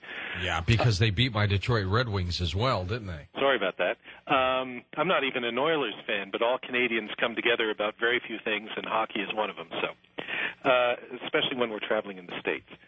The other thing I'd like to add before I answer that question, going back to your question about occupant cases in the last segment, I was remiss. It didn't make our top 10 list, but I sort of said that no occupant cases received any real votes. The Betty and Barney Hill case did. Didn't make the list, so there's a clue it's not in the top 10, but it wasn't far from the top 10. Because it had multiple witnesses, it met our criteria. That's one that a lot of ufologists still rate very highly, and it's the one alien abduction case, and I'm very leery of the abduction phenomenon, but it's the one that I can't completely dismiss and the one that I still find interesting. So just wanted to clarify that. The occupant cases, we did have one that ranked very highly on our list. Well, it is fascinating, too, that the one occupancy case that really started it all in terms of abductions still continues to be the best case of all of them. Yeah, and it's interesting, too, because Betty Hill, and I talked about this in a blog column that I did some months ago, was always very, very critical of the modern abduction researchers, Bud Hopkins and others, and very, very critical of hypnosis, even though she underwent hypnosis herself. She called it what she underwent was medical hypnosis, and she had a disparaging view, and there's an interview in a magazine, the name of which I can't remember, but it's on my blog somewhere, where she basically really went after the modern abduction researchers, and I always found that interesting too. That sort of combativeness on her part, whether that was my case was first and I want it to remain special, or I think you guys are all nuts, and you've turned this into an industry when in fact these are relatively unique and rare cases. I think my favorite quote from hers is, you should be very careful about people messing around in your mind. And that didn't come from a debunker, and it didn't come from a skeptic. It came from Betty Hill, perhaps the original abductee, or if not the original one, the best-known one. So very interesting. Are we alone in the universe? No. That's a short answer. It is a short answer. Why do you believe that? You're a skeptic. Well, I'm a skeptic as to whether any of them are coming here, and I'm a skeptic as to what the nature of life in the universe might be like, and that's a wide-open question. But the universe is a big place. Our galaxy is big enough, but the universe goes, forever. And I find it incomprehensible to believe that in this vast universe, we're it in terms of life. We might be it in terms of intelligent life. I don't know. But there's got to be life elsewhere. The odds alone favor that. I think you'd be hard-pressed to find a scientist today who would say categorically there is no other life in the universe, we're it. I think you'd be hard-pressed to find very many scientists who would say on the balance of probabilities we think there isn't life in the universe. I think most scientists think there's some life out there somewhere. Some scientists, I think, even believe that maybe it's come here. But they're basing it without proof. Well, Yeah, which is why I wouldn't say it's absolutely 100% proved, but I think the odds are in favor. I've been to Vegas enough to know that you should always play the odds. And I play poker every smart. 2 weeks. In Vegas, that's very smart. Yeah, it seems to be smart in my biweekly poker game, too, although not always as smart as I think it is. Well, what do you play, Texas Hold'em? Oh, yeah, everybody plays Texas Hold'em now. I mean, that's huge. Haven't won in a couple of weeks, so but I have won, and I always try and play the odds. And the odds say that there is life out there. Can we prove it? No. Best way to prove it, and where we've really fallen down over the last 35 years, is to go out there. That's one of the things that ufology, I believe, could have really benefited from doing, was trying to tie itself to the space exploration drive in the late 1960s into the 70s, and should be pushing for it today. If George Bush, no matter what you think of him, says, we want to go back to the moon and then on to Mars, everybody should line up behind him and say, absolutely, Mr. President, and whoever your successors are, because it won't be him that, that's right. there when it happens. You're darn right. We should be going back to the moon. We should never have left. And then we should be continuing on to Mars, and we should be continuing on after that. But if you look at the history of European exploration of North America, when the first explorers arrived, there tended to be a period afterwards where not much happened before they started to come in waves. And I think that's probably what happened with us when we went to the moon. We got there, we took a look around, said, interesting. Came back home and said, well, maybe we should look after, the problems that are taking place here, the Vietnam War at the time, the oil crisis in the 70s, and we got distracted. And there's plenty of things in this planet to distract us now. But I think we can find the resources somewhere to get a serious space program in place that doesn't just put shuttles bouncing around in our atmosphere and building space stations that don't really make much scientific sense, and say, there's answers out there, there's resources out there that we might be able to exploit, if that's what you're into.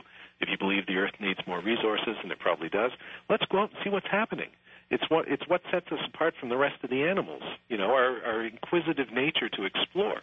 And it's been a big mistake not to go, and I think ufology could really benefit, and some ufologists do, from trying to link themselves with the space movement and say, maybe the best way to find out if they're coming here is for us to start going out there. Who knows who we'll meet? Paul, the mother of my children, my ex-wife, was born in Canada. She was born in Windsor, so I've got a very closeness with Canadians, and maybe one of the few talk show hosts in the country to talk about this relationship, this true relationship between Canada and the United States. Even though so many people feel as if there's tension and things, there is remarkably an affection, a brotherhood between our people that is unmatched. But let me ask you a silly question that I really don't know. One is why haven't we ever worked together in any specific space endeavors? And two, do you have nuclear weapons? Does Canada have them? No, not that any Canadians know of. We did test cruise missiles, and we tested in the 50s and 60s Beaumark missiles. I believe they were Beaumarks.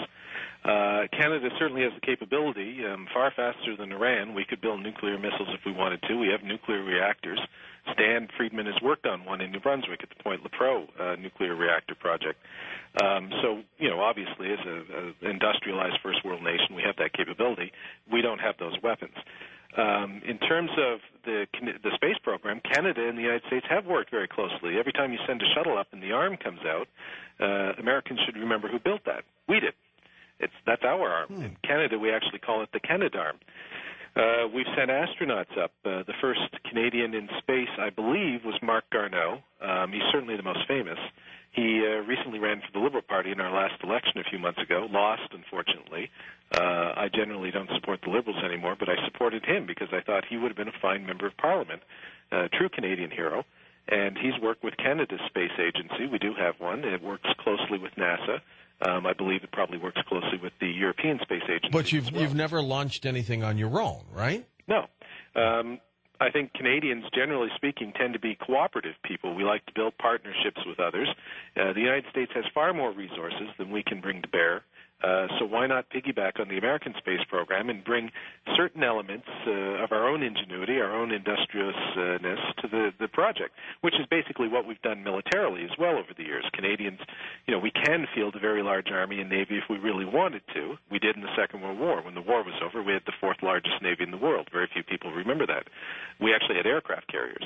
But, we don't do that. Instead, what we do is we do things like mine sweeping, and we take on peacekeeping chores that maybe the Americans don't want to do or don't feel they're suited to do, and provide brigades, as we do now in Afghanistan, to help lighten the load there. So we make our contributions usually as part of a much greater coalition or a greater partnership or whatever term you want to use, and I believe we've done that with the space program as well. It's the stereotypical Canadian way. We like to work with people.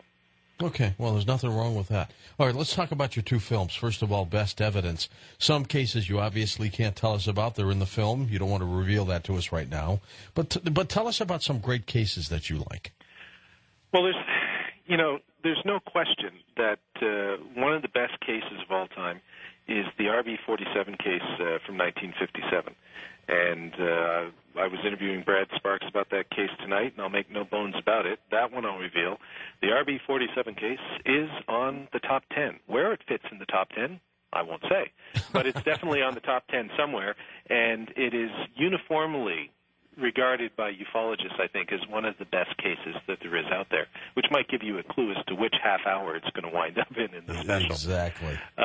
It's an amazing case. The RB-47 was one of the United States' top surveillance planes in the 1950s and 1960s, saw extensive duty around the world in some very tight hot spots, had the best electronic sensor gear extant during the day, top-notch crews. I mean, these were the creme de la creme of the Air Force that were flying these things and that were serving as electronic warfare officers, listeners. They called them ravens for some reason. I think it's because they took it from a British term. The British called them crows or something like that.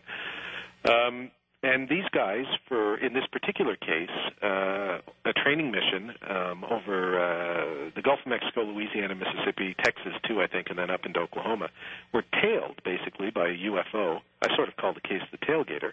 They were tailed basically by a UFO for almost 2 hours. They tracked it on their equipment in their plane. It was tracked by radar on the ground. The pilots saw it as a bright light. It's just simply an amazing case that not enough people know about, and it's going to be a real pleasure to bring that one forward. The interesting thing is it's not the only RB-47 case out there. There are others that are even less well-known, but just as interesting. I talked with I should make one other point about the RB-47 case. Sorry, the famous one, the 1957 one, famous amongst some ufologists at least, if not the general public. The guys, the crew that were in that plane were the creme de la creme of the creme de la creme. They were an older crew. Two of the electronic countermeasures officers, or the name, the guys working the gear in the guts of the plane, were guys who trained other people. So these were guys that were highly thought of by even their own peers within the RB-47, within the 55th Air Surveillance Squadron. I think it's air surveillance. Sometimes I get my military terms mixed up. But you can check on my blog. There it is. These were good guys, and this was a great plane, and that's the kind of, with radar sighting it on the ground, a prolonged sighting that nobody could explain. There's no explanation that's ever been offered by anyone. That's the kind of case that you just go, okay, if you're a skeptic, and I'm a skeptic, about the ETH at least, you've got to sort of at least sit back and go, well, there's definitely something up there. Now we sort of we're beyond that hurdle, so now let's try and figure out what it is. And I think, for me, I'm at the point of trying to figure out what it is. Other people have gone further than that. They already think they know what it is. That's a leap that I'm not prepared to make yet. But that case alone, as far as I'm concerned, is enough to prove that there's an objective reality to the UFO phenomenon. Do you touch in Best Evidence any astronaut cases or things that they think they may have found on the moon? Who knows what? Yes, there is going to be one astronaut case on the list, and that one I will keep secret. But yeah, there is an astronaut case on the list, one that probably isn't talked about as much as it should be. It's very difficult to track down. You can find it in one or two books. It involves photographs, which might be a clue for some people. But it's a good case, and it's on the list, yeah. How do you feel, Paul, about so many stories that we hear that government is holding back. They're not disclosing. They're not going to tell us what's going on. Do you believe that to be true, or could you say as a skeptic, come on now, they don't say anything because they don't know anything? Well, I think it's absolutely true that the government has withheld information. The question is, what information have they withheld, and for what reason have they withheld it? And that's where I differ from the people who believe in things like, the cosmic Watergate. Sure. I believe that... Your uncle. Exactly. I believe that if the government's withholding information, it might be for national security reasons that really do relate, in some cases, to sources and methods and things like that. And in other cases, I believe the government's withholding information because they're just plumb embarrassed that they don't know what's going on. I honestly don't believe that the government knows what's going on. I believe they're embarrassed to admit that the air forces, either in Britain or Canada or the United States or wherever they are, can't control our skies, that there's something up there, whether it's a natural phenomenon or aliens from space or whatever it is, that they just can't explain. And I think it's understandable that if that's the case, they would be unwilling to admit that they can't explain it. So they try and explain it away, which is what the U.S. Air Force did for many years, or they just ignore it altogether. But I don't think I've seen no evidence. I don't believe that there's massive cover-up to reverse engineer alien technology. I'm not a believer in the crash flying saucer tales. I don't think any of those are real. Certainly none have been proved to my satisfaction. I don't believe the government's got UFO technology stashed at Area 51. No. But is the government covering something up? Yes. I think what they're covering up, and this should be easier for people to believe, given the events of the last few years, I believe they're covering up their own general incompetence and their own failure to come to grips with the phenomenon, whatever it is. So you see something like the British report come out where, again, they say, well, plasma, and I generalize, but, basically trying to explain it away, even as they admit it exists. And that, to me, is very telling, very telling. Stephen Greer, whom you, I'm sure, know about, yes, pulled out at this Toronto exopolitics meeting a week or so ago, pulled out Paul Hellyer in Toronto. Yes. And, I don't think he should have done that for the reasons we've already talked about.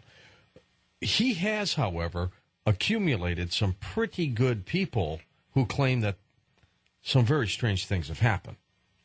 Absolutely. I've interviewed at least one of those people recently. There's another clue, although it's a very long list of people. So I asked that person when I interviewed them what they thought of Dr. Greer, not on camera, but between he and me, and he just rolled his eyes. He was part of the Disclosure Project, one of the witnesses who came forward, former military officer, and he was sorry he ever got involved with it. I've interviewed Dr. Greer many years ago, 2001, didn't use it in the film because I didn't want to undermine the credibility of the film I was doing at the time.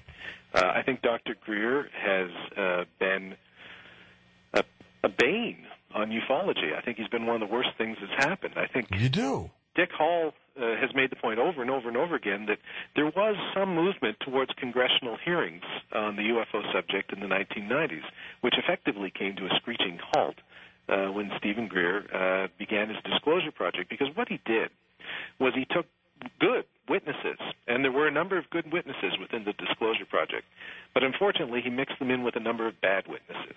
And you're only as good as the weakest link in your chain. And so if the weakest link in your chain is a UFO nutball who says he's been talking with aliens from Venus, I paraphrase, of course, but somebody who is not credible, and there were a number of people that the Exopolitics Disclosure Group tout as legitimate witnesses that serious ufologists, including Stan, Kevin Randall, Dick Hall, Brad Sparks, Jerry Clark, will tell you these people have no credibility. You mix those people in with people that are credible witnesses, and the people who suffer are the credible witnesses. And I think Dr. Greer has done a great disservice to the serious study of the UFO phenomenon over the last 10 years or so. So maybe in his effort, his zeal to get something done, Paul, he went a little too far, you think?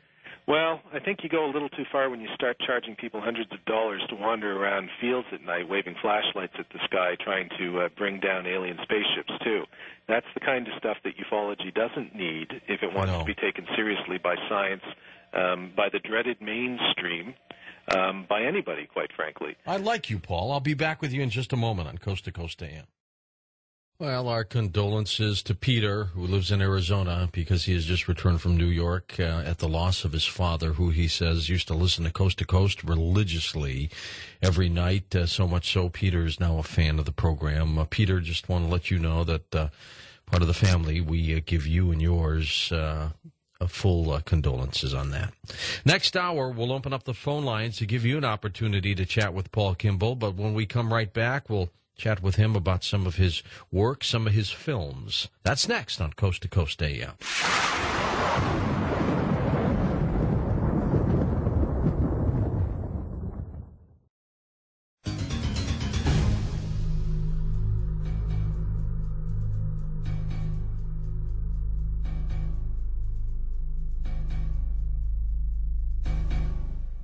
Well, Paul, before we talk about the Fields of Fear film that you've been working on one of your blogs, you wrote a story about some of the top 10, top worst in ufology's history.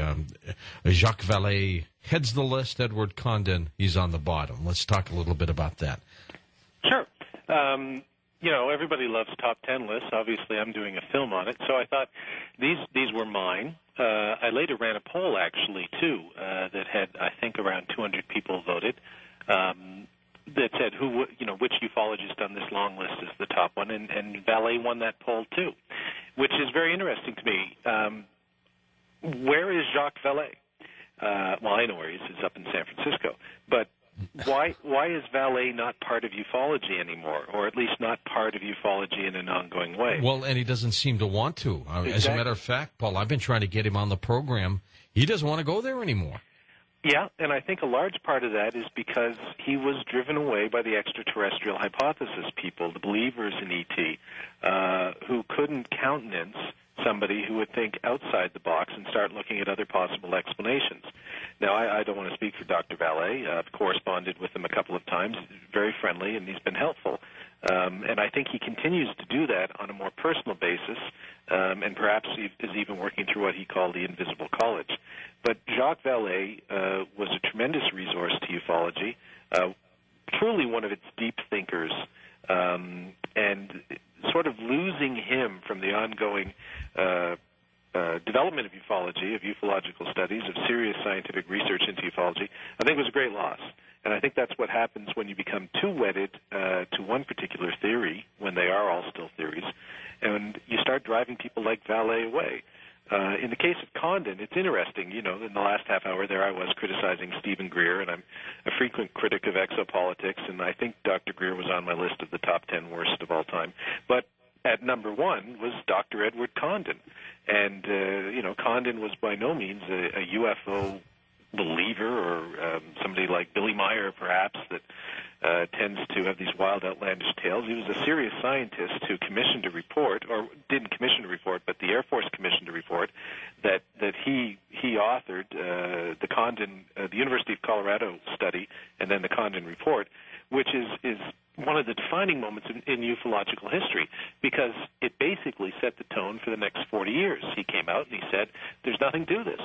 It can all be explained, even the ones that we actually can't explain. I'm sure those can be explained. There's no scientific merit to this. Go away. And there's no coincidence.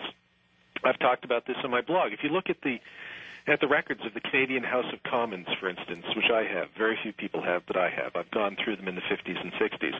There were a number of members of Parliament who took UFOs seriously. They asked questions about particular cases, the Stephen Michalek case in particular, but they also asked questions about UFOs in general every now and then. Yes, they made a few jokes about them too, but I actually make a few jokes about UFOs sometimes, so does Stan. But it was being taken seriously by some serious people in Canada's government, parliamentarians.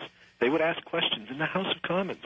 And then as soon as the Condon report came out, basically nothing. That was it, yeah. Shut it down. There's been one question in the House of Commons since about UFOs, and it was in the 1970s, and the question was basically, why did you give $6,000 to this guy to write a report on the history of UFOs? And it was, like, what a waste of money. Because they said, fine, the U.S. Air Force, through this distinguished scientist, Edward Condon, in this study, has explained UFOs. So why there's nothing more to talk about, is there? And that, I think, is is why Condon ranks as the worst person in the history of ufology. He's not a fraud. He's not a huckster. He's not a hoaxer. He's just a guy who sort of a turning point in history, and he turned it the wrong way for any one of a number of reasons. And people can speculate about what those reasons were, but I just think he got it wrong, and he was predisposed to get it wrong because he didn't think much of UFOs. The interesting thing is, in the late 1990s, another distinguished scientist, Dr. Peter Sturrock, put together a group of scientists for a much shorter period of time, the Sturrock panel, and he invited ufologists to come in and present what they considered some of the best evidence. I think Vallée was one of them, and Mark Rodiger from QFOS was another, and there were Michael Swords, and there were many others. And the Sturrock panel, which a lot of pro-ET ufologists kind of went, sort of said, look, none of these cases prove that these things are extraterrestrials. Fine. That annoyed a lot of ufologists. Sure. But what they missed, again, forest, trees, they seem to always hit the trees and miss the forest, is that the Sturrock panel, in particular Dr. Sturrock, came forward and said, we still believe this is worthy of serious scientific study. The Condon report got it wrong. Even though there's no proof that this is extraterrestrial, there are things up there that we should be looking at. Science might learn something from this. And who knows? Maybe I don't think Sturrock ever said this, but the implication was, I don't know, maybe they are extraterrestrial. We won't know until we look.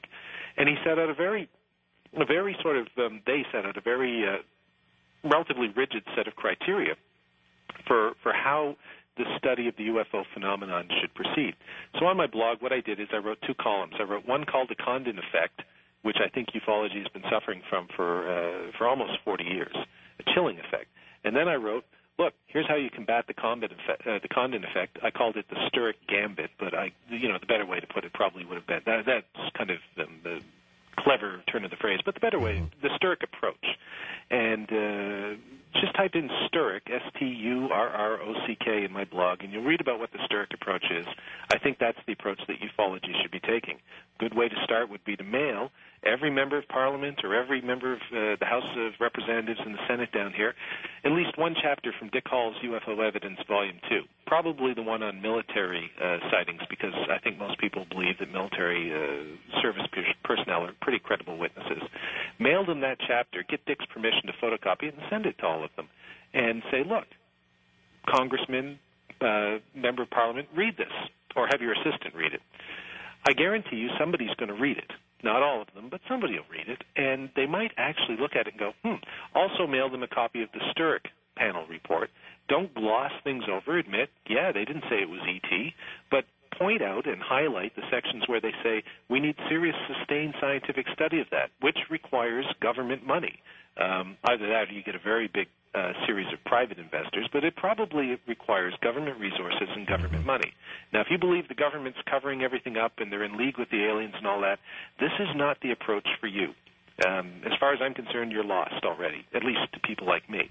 However, if you haven't gone to that extent yet, then the Sturrock approach is the way forward, because it will lead to a serious, sustained scientific study. The French are already starting one up again through their space agency, CNES. I believe, I can't remember what his exact position was. It's a committee, but the guy who's heading it, I think, is the former director of scientific intelligence for NATO. I may have that wrong. It's on my blog. I got it right on the blog. That's an interesting development in 2005 that very few people talked about. But I did a list of the top 10 things that happened in 2005, and I put that at number 2. Because any time a government takes the UFO phenomenon seriously, or a government agency, that's cause for, if not rejoicing, at least interest. So, yeah, the Sturrock approach, the way forward, and get rid of the Condon effect, which, we've been languishing under for 40 years. Is J. Allen Hynek on your list at all? Absolutely. I think he was at number 2. Yeah. Stan calls him an apologist ufologist. Stan's great with the turn of a phrase. I just think that's absolutely wrong. I think Hynek was one of the great figures in UFO history, one of the unsung heroes of ufology. Everybody knows about him, but every time you hear Hynek's name, you usually hear in the same sentence swamp gas. Yes, you do. And I think that's a shame. It's everybody can make a mistake. He made one. He owned up to it. He said, he admitted it, and he changed his mind. Absolutely. He said, I goofed, and he moved, and, fine. focus in on that? But I think the reason pro-ET ufologists sometimes don't like Hynek is because he wouldn't come out as forcefully as they would want and scream from the rooftops that UFOs are extraterrestrial. Towards the later years of his life, he became more inclined, I guess, to that view. Well, his book, Close Encounters of the Third Kind, which was what Spielberg based his movie on, tells you right there that he was a believer. Yeah, as he moved along, but even then, towards the later years of his life, I think he moved away from the extraterrestrial hypothesis and started considering maybe perhaps more extra-dimensional type stuff. He was a very open-minded guy. I have a great deal of respect for Hynek. I never call him an apologist ufologist, with all respect to Stan. I think he was one of the top 10, and I put him at number 2, and I think on the poll I conducted, he came in at number 2 as well. James McDonald was another, Dr. James McDonald, one of the giants of ufology that very few people outside ufology know about now, which is a shame. Stan's another one. Stan is, when the Peter Jennings special came out, he was referred to as a Roswell promoter, and everybody, including Stan, took offense. I didn't. I think it's an accurate term because he does promote Roswell. Now, I know people said the pejorative angle on that is he's doing it for the bucks, but that's one way of looking at it. I look at it as Stan is a very effective promoter of the extraterrestrial hypothesis, of the cause that UFOs are real and should be taken seriously. I've seen him give a number of lectures. I think in Stan's case, promoter is a good word to use, and I mean it, when I use it at least, if not the Jennings people, in the kindest possible way, because every field of study needs somebody like that, a popularizer, somebody who can speak to large bodies of people effectively and intelligently. Carl Sagan, very good at that. The funny thing is, Carl Sagan was very good at it too, and both of them went to the same university together, and they held radically different views about what UFOs might represent, but they both had something in common in that they could speak to large groups of people and make them understand the concepts that they were talking about. And the thing that I hope Stan goes back to, and I think he is, I've heard rumors from Stan that he's working on a book about science and UFOs. And I think for far too long, Stan's been talking, and if you're listening, Stan, don't hold this against me, we're still pals, but Stan's been talking about government cover-up, cosmic Watergate, Roswell, and MJ-12. And I think that's a mistake Stan made a number of years ago. And if he is going to go back and write a book, I really hope he does, and I hope somebody publishes it, and I hope it sells a lot of copies, on the science of UFOs, because Stan is a scientist. And I think he'd be a good guy to write that book. So I hope he does it. You remember the movie, though, Close Encounters of the Third Kind. Wasn't the Frenchman in the movie based on the life of Jacques Vallée? Mm-hmm. Yeah, he was based loosely, as I understand it, on Vallée. Yeah. Okay. And it's an interesting film.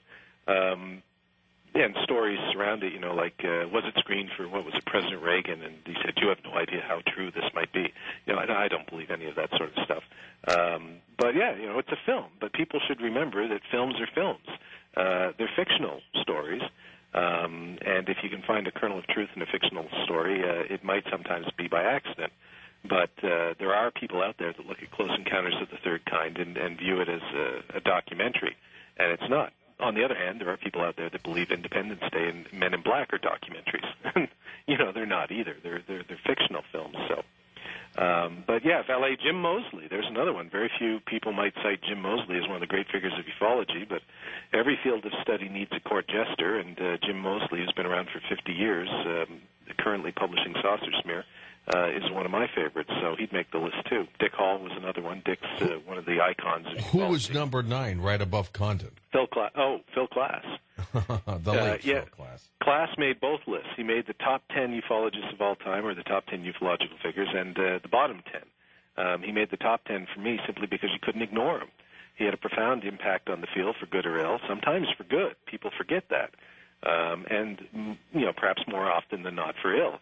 But what Klass did, and every field, like they need a court jester, everybody needs a devil too.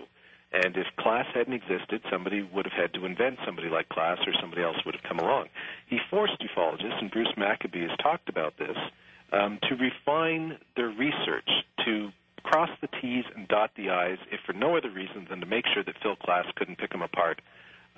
And to cover their bases. And I think it was Maccabee that said that, but Kevin Randall said the same sort of thing. Others have too. So he could be disagreeable sometimes. He could be vicious sometimes, especially when he attacked James MacDonald many years ago. But by all accounts, he was quite pleasant in person. I never met him. But he performed a valuable service, and I think people maybe missed that when he passed away recently last year. And some of the people who came forward were less than kind. You should never speak ill of the dead. But in Klaas's case, I think in particular, they just sort of missed the boat in that he should exist. People like him should exist, because by confronting people like him, it makes your own research better, stronger, and that's important. But there are better skeptics out there than Phil Klaas in terms of just pure talent and in terms of their reasoning, too. Isn't it interesting how that those people on your top list have devoted, or they had devoted, their lives to trying to uncover this entire situation? Yeah, absolutely. Jim and Cora Lorenzen from APRO were on the list, too. They devoted a large portion of their lives to it. I don't know if Jim MacDonald, for instance, devoted his entire life, but he devoted the last few years of his life to it, and it was a large part of his life. Valet obviously has other interests, many other interests, but he devoted a large part of his life to it. Certainly Hynek did. Certainly Stan has. Certainly Jim Moseley has. Dick Hall, too.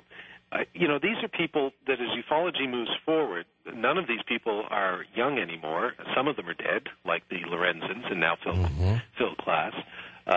Stan is in his 70s. I think Valet's in his late 60s or 70s. Dick Hall is in his 70s. You can go down the list. The ones that are alive, unfortunately, won't be with us much longer, relatively speaking, unless we can download their intelligence into cyborg bodies, which is a whole different we show. can't do that yet. No, but is there a crop, Paul, of younger people, younger Stanton Friedmans, younger J. Allen Hyneks, younger Jacques Valets, who will pick up and run with this? It's interesting. In terms of the scientists, and you just mentioned Jacques Vallée, Hynek, MacDonald, Friedman, all scientists, I honestly don't know. You don't see very many of them out there in the ufological community. No. I think there are a number of them who are interested behind the scenes. But there are a number of people out there who are doing very good work. I disagree with him sometimes, but he's a close friend of mine, Nick Redfern. People think that sometimes maybe Nick just writes books, but Nick also digs out documents and does a lot of good research. And while I disagreed with him completely about his Body Snatchers in the Desert book, I've read other things by him that I quite like, and he worked with us on the Fields of Fear project with the cattle mutes. Mac Tonys, you can see his stuff at mactonys.com. Very bright young fellow, 30 years old. I think he's got a new book that he's hoping to have come out in a year or two about crypto-terrestrials as a possible theory behind UFOs. Oh, and he's a really bright guy, and he wrote a book on the face on Mars and blogs regularly at a blog called Posthuman Blues. Two others that I'd mention would be Greg Bishop, who wrote what I thought was the best UFO book of last year, Project Beta, the Benowitz story, which was, I think, criminally overlooked by ufologists in general, largely because it contained some truths that I think they're uncomfortable in confronting sometimes, namely that they've been disinformed by the government over and over again for reasons that usually have nothing to do with UFOs, and they just don't want to admit that maybe they've been taken for a ride by certain people within the government. And I think Greg's book makes that point really well, and I think it's a book that more people should read. What about the young kid, John Greenwald? Does he have a future? I like John Greenwald. John Greenwald, you need people to go dig stuff out. It's not terribly hard. You just need to be persistent. It's hard in the sense that you need to spend a lot of time, sometimes some money, and you need to be persistent at it. But once you get good at it, and John, who I interviewed a few years ago, when he was even younger, very bright young guy, yeah, sure, he has a future in ufology, as long as he stays away from conspiracy theory too much and he sticks on the straight and narrow. I'll mention one more real quick. William Wise, who runs the Project Blue Book Archive, great resource on the web, and he's in his 30s. He's a very bright young guy, too, out of Virginia. Great. Keep an eye on him. Cattle mutilations in Canada. We're going to talk about that and take your phone calls next on Coast to Coast AM. Okay, we're going to talk about this cattle mutilation situation in Canada. Then we'll take your phone calls right here on Coast to Coast AM with our guest, Paul Kimball. Don't go away.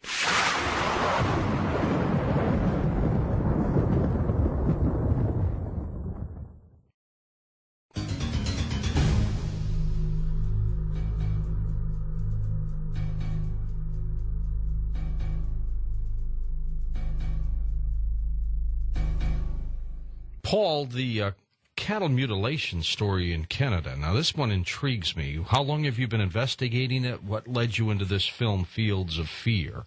I got to tell you first, George, it's great to be sort of played in by the Zombies. That's cool. One of my favorite bands. Cattle mutilations. Well, Fern Belzile, whenever you make a film in Canada, it always helps to have a Canadian angle. That's a long story. But I was originally looking at making a film about chupacabras, actually. And it was sort of indicated to me that maybe chupacabras had been done, if not to death, then perhaps, to a slow roast. And if I could find a Canadian angle to sort of mutilation stories of some sort, the network would be amenable to that. And so I took a look, and I ran across Fern Belzile up there in northern Alberta, St. Paul, which is about an hour and a quarter east of Edmonton. And I took a look, and I found out, Fern's a fascinating guy.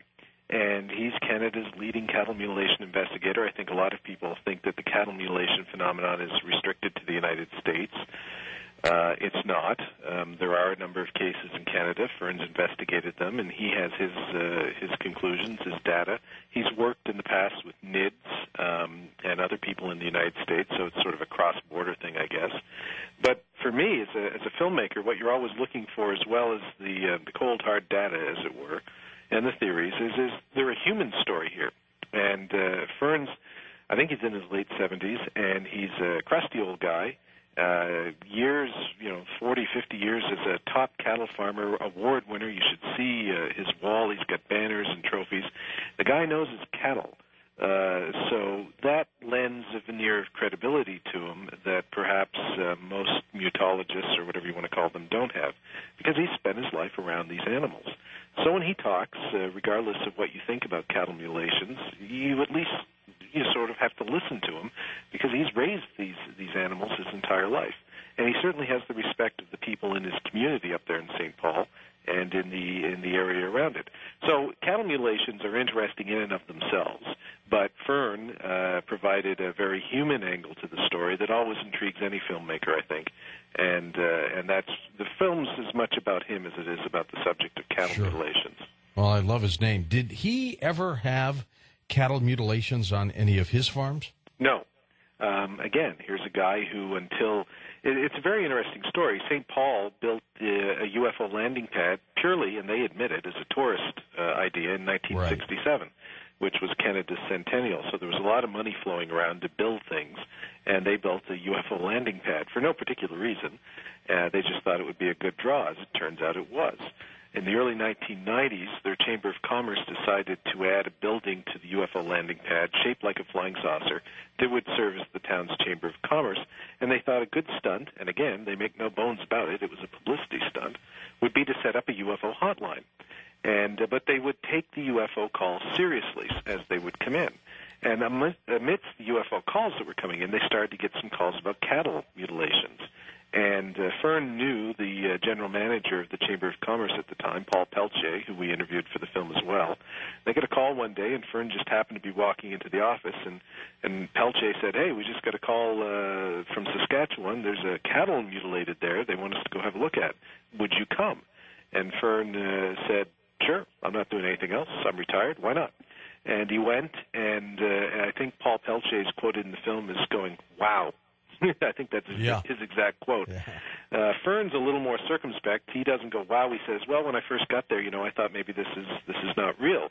But then he talks about the reasons why he believed that case was real, as a cattle mutilation and a paranormal anomalous event, and why he goes on to generally believe that there is an anomalous, perhaps paranormal aspect to cattle mutilations that can't be explained simply by, most people say predators. The proper way to put it, I think, would be scavengers, animals that come along and scavenge animals that are already dead. Because the term predators implies that maybe some small coyote pulled down a cattle, and that's not quite correct. The idea is that the cow dies and the scavengers wander in and inflict the wounds.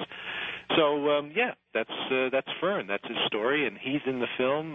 Kevin Randall's in the film, taking a very skeptical look at it. Kevin is one who believes that cattle mutilations, or is convinced rather, that cattle mutilations can be explained in prosaic terms, scavengers, by and large, with a few hoaxes thrown in.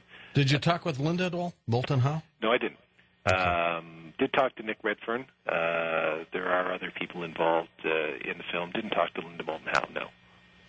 And in terms of Ferns, and I know because this is a film, you don't want to give out the bottom of it, but is he convinced beyond just paranormal that, yes, there are some natural occurrences here.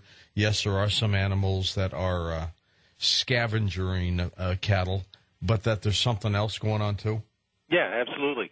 And again, that's not a leap I would make, but as a filmmaker, it's not about the leaps that I would make, it's the leaps that the subject would make.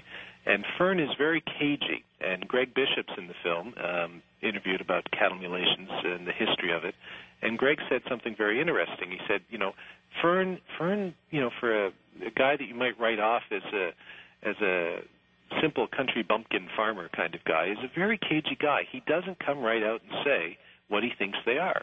He will tell you in his lectures, I don't think it's this, I don't think it's this, I don't think it's this. And if by the process of elimination you kind of go through it, it's pretty clear that he thinks it's probably aliens, or at least aliens are involved in some of them. But he won't say that. And Greg Bishop made the point that's in the film, and I think it's a very good point, that that's probably the best way to approach it if you are convinced that maybe it's aliens, or conversely, if you're convinced that maybe it's the government doing it, is to not come out and say that directly, but to sort of say that is probably the most likely way to do it. And that way you tend to not drive off people who might sort of say, well, you're just a UFO wingnut. And I think Fern's been pretty successful at that. I've seen him at his lectures, and people keep an open mind when he presents his evidence. And he does it pretty well, too. I think people will be captivated by him when they see the film and go, yeah, this guy, whether you believe or not in what he's telling you, this is a guy that walks the walk and not just talks the talk, rather, but he's walked the walk for many years. So let's listen to him. How were some of the cattle mutilated, Paul? I mean, was it very difficult to determine? Well, that depends on your point of view. If you sort of believe that they're scavengers, then there's relatively easy explanations for all of it. Fern, describes wounds with surgical precision and laser cuts and stuff, as Linda Moulton Howe does. Which can't happen from an animal. No, but other people, like Kevin Randall and like any one of a number of veterinarians, and the much-maligned Ken Rommel and his report, which drew upon a wide range of veterinary expertise, will tell you that those wounds can be made by animals. They're not done with surgical precision or lasers. They just look like they're done with surgical precision or lasers. But in fact, for instance, coyotes can make very fine cuts that can resemble things, at least to the untrained eye, taking a relatively quick look, maybe to surgical precision. Kevin Randall brings up a very interesting point. He says every police officer who ever says that this looked like it was cut by a laser, the first question you should ask them is, have you ever seen anything that was cut by a laser outside of a Star Wars film?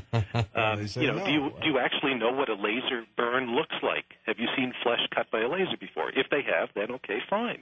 If they haven't, well, you take that observation for what it's worth, which might not be very much. So just because you're a police officer, for instance, doesn't make you an expert on veterinary medicine or an expert on lasers or anything like that. So there's a very interesting debate that goes on in the film, primarily between Kevin and, which is interesting because Kevin's no debunker. Kevin's one of the arch proponents of the Roswell crash and a noted ufologist who believes aliens have visited our planet. On the issue of cattle mutilations, though, he just doesn't believe that aliens have visited our planet to mutilate cattle.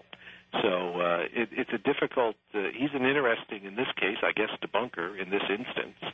And it's a very interesting dichotomy between him and Fern Belzil as the film winds its way along.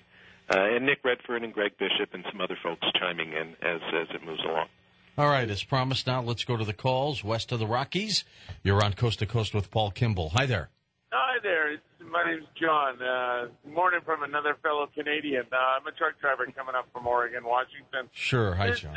The thing that really gets me, and I was wondering if you come up against a wall, is the religious aspect of of all the UFO and thing. I mean, I'm a believer in UFOs and that, but you hear the backlash, and you hear the people say that well, that's impossible. We're the only chosen one, which I think is narrow-minded and naive. But do you ever get, how you get blocked off by the religious aspect? They think you're just, making this up. There's no such thing. It's never been, written or whatever.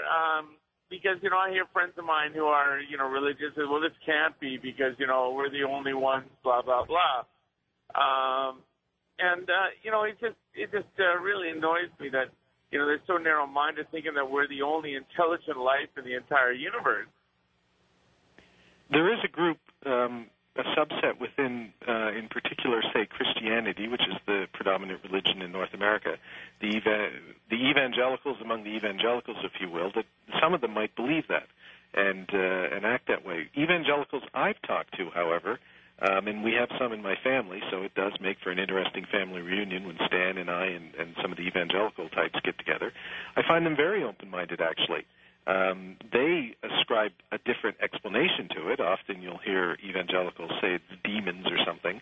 But the important thing, again, is to note that they actually believe that the phenomenon exists, and then you're really discussing what you believe it is. But they don't necessarily deny that it exists. The funny thing is, I find that ufologists tend to run screaming whenever religion is mentioned. And sort of shut the doors and don't want to talk about it at all. There are exceptions. Barry Downing's book, The Bible and Flying Saucers, is a classic of ufological literature. I had the pleasure of meeting and interviewing Barry some years ago when I was doing the Stanton T. Friedman Israel book. But there is, I think there is a religious aspect to this, perhaps, that ufology should look at, and there might be some common synergies here. And that's another 3-hour show to talk about some of those. But here's just one. What if UFOs are time travelers, which is possible, theoretically possible. Guys like Michio Kaku tell us this might be possible. Well, one of the basic tenets of most religions, and certainly of Christianity, is that God is eternal. A Canadian evangelist named Henry Allen referred to it as the eternal now. He's, as the Beatles said, yesterday, today, and tomorrow, it's all the same thing to God. Well, what if 5,000 years from now we figure out how to travel through time, or we figure out that time really is a nonlinear concept? Well, at that point, do we not become God? Because that's one of the fundamental properties of what we see God as being. And, then that opens up a whole can of worms, and we come back and we create ourselves and stuff like that. And I think those are some of the things that ufology should at least be willing to consider and talk about, if for no other reason than it makes for interesting conversation over a beer at a conference. But I think it goes beyond that, and I think ufology shouldn't be, in their quest to seem scientific, shouldn't turn their back completely on religion any more than religion should turn their back on the possibility that there's life on other planets or other dimensions. Okay, thank you. Let's go first-time caller line. You're up on Coast to Coast. Hi there. Good Hello. evening. Good evening. Go ahead, sir. Can you hear me okay? Yeah. Hi. Okay, great. Good evening, guys. It's Robert from Los Angeles. I've been studying UFO phenomena for quite a while now, and this is really not something new. We've known about UFOs. We've been documenting it for hundreds of years, maybe in thousands of years. We have information in the Bible, a wheel in the sky which is turning. Anything round that they saw, I think you could think was a wheel, something in the sky round like a disc, and they said it's called a wheel. We have a picture. Have you seen the drawing of the Madonna? It's hundreds of years old, and you see a man pointing in the air with his dog, and here is a spaceship with a dome on it. There's someone inside of it. It has radio antennas on it, and it's inside of a photo. A drawing that's hundreds of years old. So we've been documenting this for hundreds of years throughout our history, and we have documents, in the Bible, and we have artists and drawings and stuff, museums. And I was just wondering. Since research I've been doing, I've met with people in Air Force and stuff. One-on-one, and when you do that, you don't really discuss what you're talking about. But our military does know about this. There are flying objects, of course, but the biggest part of the mystery isn't really are they real, are they here. There's thousands and thousands of photographs that people have taken of these things, so there's no question about it that it is real. The main thing that I found out about it is that they have the ability these individuals who are flying these things have the ability to actually do things neurologically to people, to actually forget events that have taken place. For instance, a massive UFO sighting in California over the 101 freeway. On the 101 freeway, hundreds of cars saw a disc hovering above the freeway, and this was documented. But yet, after a few months after this happened, people forget about it. They forgot about it. I went on the street in the area where the UFO was seen, talked to people on the street, and they go, yeah, I remember that. But somehow their memory was erased, it seems, because they forgot about it. Do you know about the neurological part of the UFO phenomenon when people have seen UFOs, and then automatically a week or two later they, oh, yeah, that did happen. But why did it stay in their mind? And why, when a UFO occurrence happens, they investigate it 4 and 5 years after the fact rather than investigate it right after it happened? And this happens all the time in ufology. We have the lights in Arizona, Phoenix Lights. It wasn't investigated immediately. It took years before people said, hey, that really happened. What's going on? There's some sort of neurological thing where people are actually have their minds messed with. And I was with some officers, and they're telling me, hey, they know that I'm a researcher, and they told me, hey, we've been seeing this light following us around. This seems to happen a lot with police officers. If you've done your research, you'll notice a lot of police officers out at night, and they see things, and they're excellent observers. And they told me, we see this light following us around. It's an orange glowing light. And I'm sort of laughing to myself, okay, an orange glowing light following you guys around. So I hung out with these guys. I'm not kidding you. I saw this thing. An orange glowing light. It looked like a balloon with a light in it. I couldn't make any sense out of it, what it was. I was with the guys, and we were gone. We were completely gone for 3 hours. We're totally gone. People trying to radio in, and we were totally gone for 3 hours. And I remember looking at this thing. I turn around, look at it, and then I drowse off, and my head turns away from it. I turn back, and it's closer. And they were doing something trying to keep us from looking at it. And every time we turned back, it was closer, then it was closer, then it was closer, and then we have 3 hours missing. And all of us were exhausted like we ran 100 miles, okay? So they must have done some sort of, physical endurance thing or something on us or whatever. But this phenomenon is pretty weird, being that close to it and being missing and people trying to contact you by radio, and you're not even there. And I'm sure you've heard these stories, haven't you? Well, I got to tell you, you're a good researcher there, Bob. But Paul, do you want to comment on any of the things you just said before we hit the break? There's a lot of cases, of course, that purport to have missing time incidents. The Hill case is probably the most famous.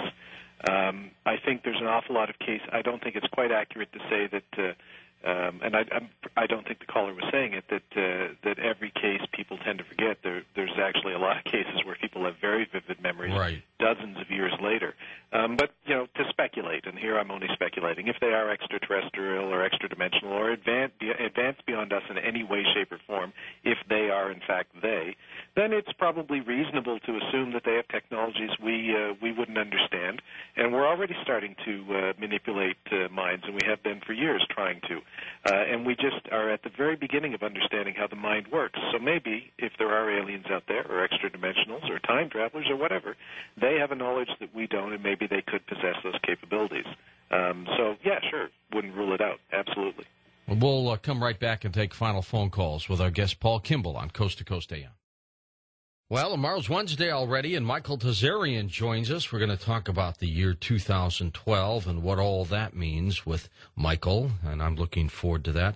And by the way, just a reminder, Amazon.com is selling our book, Worker in the Light. It officially comes out September 19th, about the paranormal world, the unusual, and they are selling it at a substantial discount. If you want to jump on board with those pre-orders, it's at Amazon.com. The name of the book is called Worker in the Light. We'll be back in a moment. We'll wrap up with final phone calls with our guest Paul Kimball on Coast to Coast AM.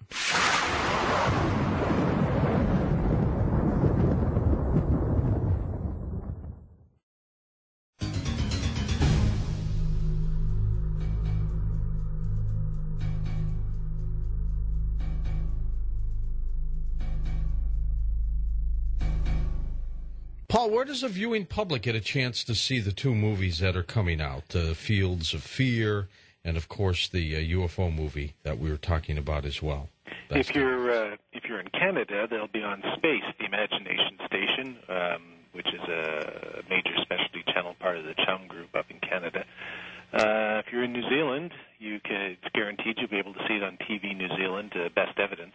If you're in the rest of the world, our distributor distributor's working hard on getting it into your neighborhood, but you could always help that process along. You could always feel free to call the Sci-Fi Channel or some other channel and say, best evidence, Fields of Fury. You might want to call this guy and get those films on because we'd like to see them. And that's the only commercial plug I'll make on the entire evening. But we hope to have those films, once they're completed, the distributor will work very hard at getting into as many markets as possible. And certainly I'd like to have them in the American market because, A, it's profitable, and B, there's an awful lot of people down here that seem to want to see films like that, and I'd like them to see them, of course. Did you ever investigate that 1952 flap over the White House, Washington, D.C.? That case just really boggles my mind. Well, you should mention that, George. Folks should tune in to Best Evidence, Top 10 UFO Cases. Excellent. And they may see something about the Washington flap. The interesting thing about the Washington case is there's more than just the sort of flap over Washington. There's, at the same general time, the Nash-Fortenberry case, which is an excellent UFO case. There's also a sighting by Paul Hill, who went on to become one of America's great scientists in the latter half of the 20th century. All of these things happening at the same time. So it's really there were a lot of bogus sightings then too, and it's tough with Washington to separate the wheat from the chaff. But the important thing to remember is for all the chaff that's there, there's some really good wheat that provides some wonderful ufological nourishment, as it were. So yeah, that's a very interesting case, and it's one of the classics of UFO history. Really, it was a defining kind of incident. And I just brought it up. I have no idea what your top 10 UFO cases are. There you go. It's psychic powers, really. Yeah. Or something like that. Yeah. Wildcard line, you're on the air with us. Hi there. Yes, my name is Jeff. I'm calling you from outside of New York City. Yes, Jeff. Go ahead. Mr. Norrie, it's a pleasure here listening to your program, and Mr. Kimball. Great work. We've got a few things in common. I'm a lawyer as well, and I'm also a filmmaker and a UFO researcher. So I have a case that you might find rather interesting. I think it addresses the issue you were bringing up about the possibility of time travel. And this came from my backyard down in Arkansas, and it was astounding. And it started me on the road to serious study. And it came about, I was looking through some documents on Project Blue Book, and I ran across you mentioned earlier, the UFO airship flaps. Mm-hmm. And it turns out that I was reared in a small town in Arkansas, and our county seat, which today has a population of about 2,100 people, is called Harrisburg, Arkansas. And the oldest weekly newspaper in the United States is the Modern News. And that happened to be one of the landing places for the airship on April 21st, 1897. I'm going to tell you, what was said there, I don't think anybody could dispute, was probably one of the best arguments for time travel that I've ever read. It's shocking, and I'd like to tell you a couple things about it. It's quite amazing. Yeah, sure, go ahead. All right. Well, first of all places, it lands, there's this thing at 1 o'clock in the morning, they call it the airship, and they don't even have a name for, the astronaut driver, what do you want to call it? They call it the manager. He's an elderly man. He's described. This thing, the whole article in the paper's kind enough to send me photographs of the original newspaper from 1897. And I was reading it, and I could not believe it because, for instance, it lands in the backyard of the founding father of the town, Senator Harris, who was a senator. He had just left office, I believe, and his family, the descendants still live there. And it lands about 1 a.m., and it's taking on water from the well, hence hydrogen propulsion that we read about a lot for future, automotive travel, you might say. But more interesting than that, he gets in a discussion. Out comes Senator Harris with his eyeglass, and before he can even get up to his eye, this thing in the distance is suddenly lowering down in his backyard. So he walks out, and off comes this. It's referred to as the elderly gentleman. He was described as having a black beard down to his waist and deep sunken black eyes. And there were 2 or 3 other folks with him that on the ship that were taking on water from the well. And so they start chatting, and he mentions that he'd just been to Dallas. So I did a little research. Turns out, sure enough, he said he'd been to Dallas. He left about 45 minutes earlier, just left from Dallas. Now, from Dallas to Harrisburg, it takes about 12 hours to drive. And they did it in 45 minutes because the Dallas paper had that same date. Earlier in the evening, he landed in the yard of a gentleman by the name of John Barkley. And Mr. Barkley pulled a Winchester out, and he was quickly told by the elderly gentleman not to fire. He just wanted to buy some things from the local blacksmith. And he asked him for some bluestone, a couple of cold chisels, and some machine oil. And so that confirmed it was amazing. It was the same ship. Here it is 45 minutes later. It's gone this distance of several hundred miles, and it lands. Well, they start chatting, and he starts talking. First of all, he says, well, I've overcome gravity, and how I do that, if you recall in the article that appeared 26 years ago in the St. Louis such-and-such newspaper, you'll remember reading about so-and-so gentleman, and that man was my uncle. It had to be the Post-Dispatch, by the way. I didn't know. I couldn't read exactly the name. He said it was formerly called the St. Louis Republican, I think, or something, or something. Now it's changed to the St. Louis something else. He tells Maybe you then was the Globe Democrat. I don't really know, sir. But what he says, there's a couple things in here that I just couldn't, you can't explain. I don't believe any other way. He mentions to the senator that he's overcome gravity by wrapping a wire around with this anti-gravity device he's got. He said it took him 19 years after he found. It took him the little device. Is the guy human? Was he human? Yes. Matter of fact, he was human, and he's described in such a way. It would take me another hour to tell you about a subsequent appearance of this man I have found appearing in New York in a, for lack of a better word, they've been called this Druid caves in upper New York State. All right, and Paul, do you want this story, Paul? I've got to give you a couple facts here. You will not. I mean, well, I tell you what. Let's give out your email address, if you would, Paul. We're going to run out of time here, but sure.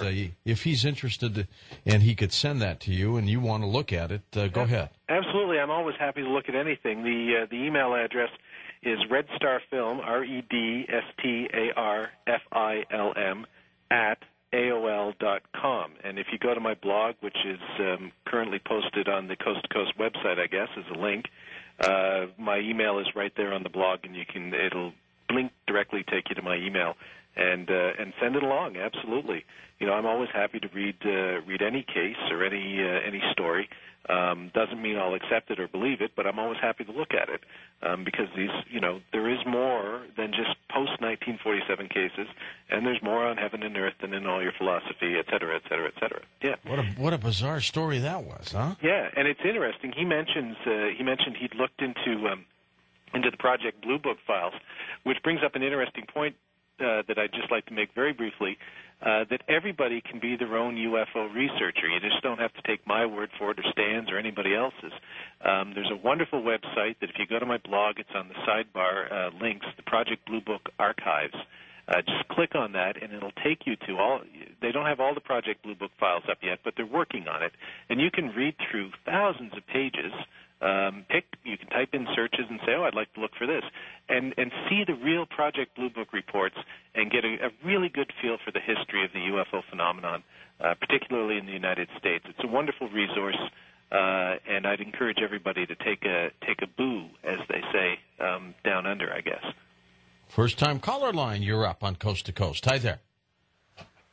Yes. Hello. Yeah, go ahead, sir. Yes, my name is Sean. I'm a truck driver. I want to say first, George Norrie, that I definitely enjoy your program. I definitely like the guests that you have on. Thanks, Sean. My question, or I guess the question and comment. First, I do definitely believe in those what they call flying saucers or whatever you want to call them. But in our faith, in my faith, we do believe in flying saucers, and we believe them to the point where we believe that wheel that Ezekiel talks about and Isaiah talks about in the Bible is actually God's coming. And I know that's kind of deep for someone to believe that God could actually be on the spaceship, but that's just our belief. But I was just reading in a book of one of my teachers, and it was talking about a mother plane and the evidence of that of a 1930s sighting that happened in Canada. And, it so happened that I turned on George Norrie and to hear, the guest to be a Canadian. So I was just wondering if he had any thoughts or anything that he's come across about any 1930s sightings that may have happened in Canada with a police officer. Okay, and while you think about that, Paul, let me ask you also, Sean, very quickly, when you say your belief system, what religion are you? Islam. Islam, okay. Well, Yes, that's sir. interesting. Okay, that is interesting. Yeah. Well, we believe God exists in us. We believe God is a man that he traveled through time just like we do. Just like a horse existed 1,000 years ago, it exists today. And we believe that's how God exists. And we believe that God is a supreme being. So the quote-unquote life force that we may talk about as aliens, they're really not aliens. They're a highly intelligent form of us. Scientists say that we use 10% of our brain. Well, those particular aliens that we call that we don't know about are actually people who use more than 10% of their brain. And the Bible refers to them as angels. It refers to them as those who are sent on missions by God. So, in that instance, we believe God exists in man. He's just not some spirit we're made after his form and image. But not to really go there, but we believe that God exists somewhere in this atmosphere and that he is in hiding. And in the book that I was reading, it talks about a mother plane that is 1.5 miles by 1 mile long, something of what you saw on Independence Day. Mm-hmm. Now, this sighting that was stated in the book happened in Canada. And I just read this before I even turned on the show. It's, not a coincidence. I believe everything happens for a reason. But it was a sighting in Canada by a police officer who say, and a couple other, matter of fact, it mentioned not only a police officer, but, multiple people saw this ship that actually looked like a small city. All right. Well, let's see, Paul, did you ever come across that? And I'll let you, Sean, listen on your radio to his response. Do you know of this case? I don't, and if anybody has details, feel free to email me or Stan or any other Canadian researcher, Chris Rutkowski. I'm sure we'd be interested to hear about it. There is a case that I do know of quite well in 1996 in the Yukon of a mothership. Stan refers to it as a mothership case. Multiple witnesses at multiple locations watching this thing fly over the northern Yukon, and the northern Yukon's fairly north because the Yukon's in the north anyway. And that's one of the really good cases out there. So what your caller was describing, what Sean was describing, is something that I'm familiar with, but in a case that happened 60 years later. And that's interesting in and of itself. The commonality, as Dick Hall often points out, of certain types of cases. You can group them in certain classifications. The religious angle, too, as we've talked about briefly before, George, is very interesting. Most chat groups or UFO forums out there have a religious form as well, and a spiritual form, and a parapsychology form. I belong to one that, again, you can access from my blog, a link on the side, UFO Planet. UFO/planet.net, and all of these groups out there, they talk about extraterrestrials and extra-dimensionals, and they also talk about science, and they also talk about religion. And I think there's commonalities and there's interrelationships between all of those things that can't be ignored and are worth talking about. And it's always worth having that kind of discussion. So what Sean just said, I find very interesting. And the concept, as we said earlier, of the eternal now, of God as a time traveler, that's some deep stuff. But it's interesting stuff too, and it's fun to chat about and to look into it. Absolutely. Are you getting reports of these large triangular-shaped objects all over the place, which I think might be military? Yeah, one of the most well-known triangle object cases is the Belgian sort of flap, if you will, in 1989-90. I don't know what to make of the triangle cases, but there seem to be indications that they might be advanced military aircraft being tested. That's certainly what it seems like a lot of people think. But there are other people, and Nick Pope is one of them in the United Kingdom, that think very highly of the Belgian case and believes that it may, in fact, be something beyond just military aircraft. It might be paranormal. So, that's certainly, but it's certainly, again, as Dick Hall has pointed out in his UFO evidence, it's a type of case. There's a multitude of types of cases: cigar-shaped objects, motherships, cylindrical objects, the classic flying saucers, the triangles now. And when you start to see report after report after report, all of them describing the same characteristics, you have to sort of sit up and take notice and at least take it seriously. It's not just an isolated incident, and that's important. Do you think that the American people and the Canadian public believes in extraterrestrial visitations? I think there's a segment that believe in it. I think there's another segment that are convinced that it's probably happening. I think both are probably smaller than some ufologists like to think. What I think, though, is that there's a large segment of the population that is open to, if presented properly, hearing about UFOs in a serious manner.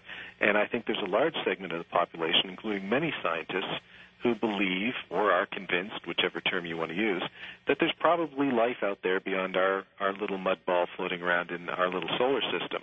And I think both of those things open up opportunities for ufology to expand beyond its rather limited confines at the moment and try and engage a broader population in a broader conversation. And I think that's imperative if you're going to move ufology forward.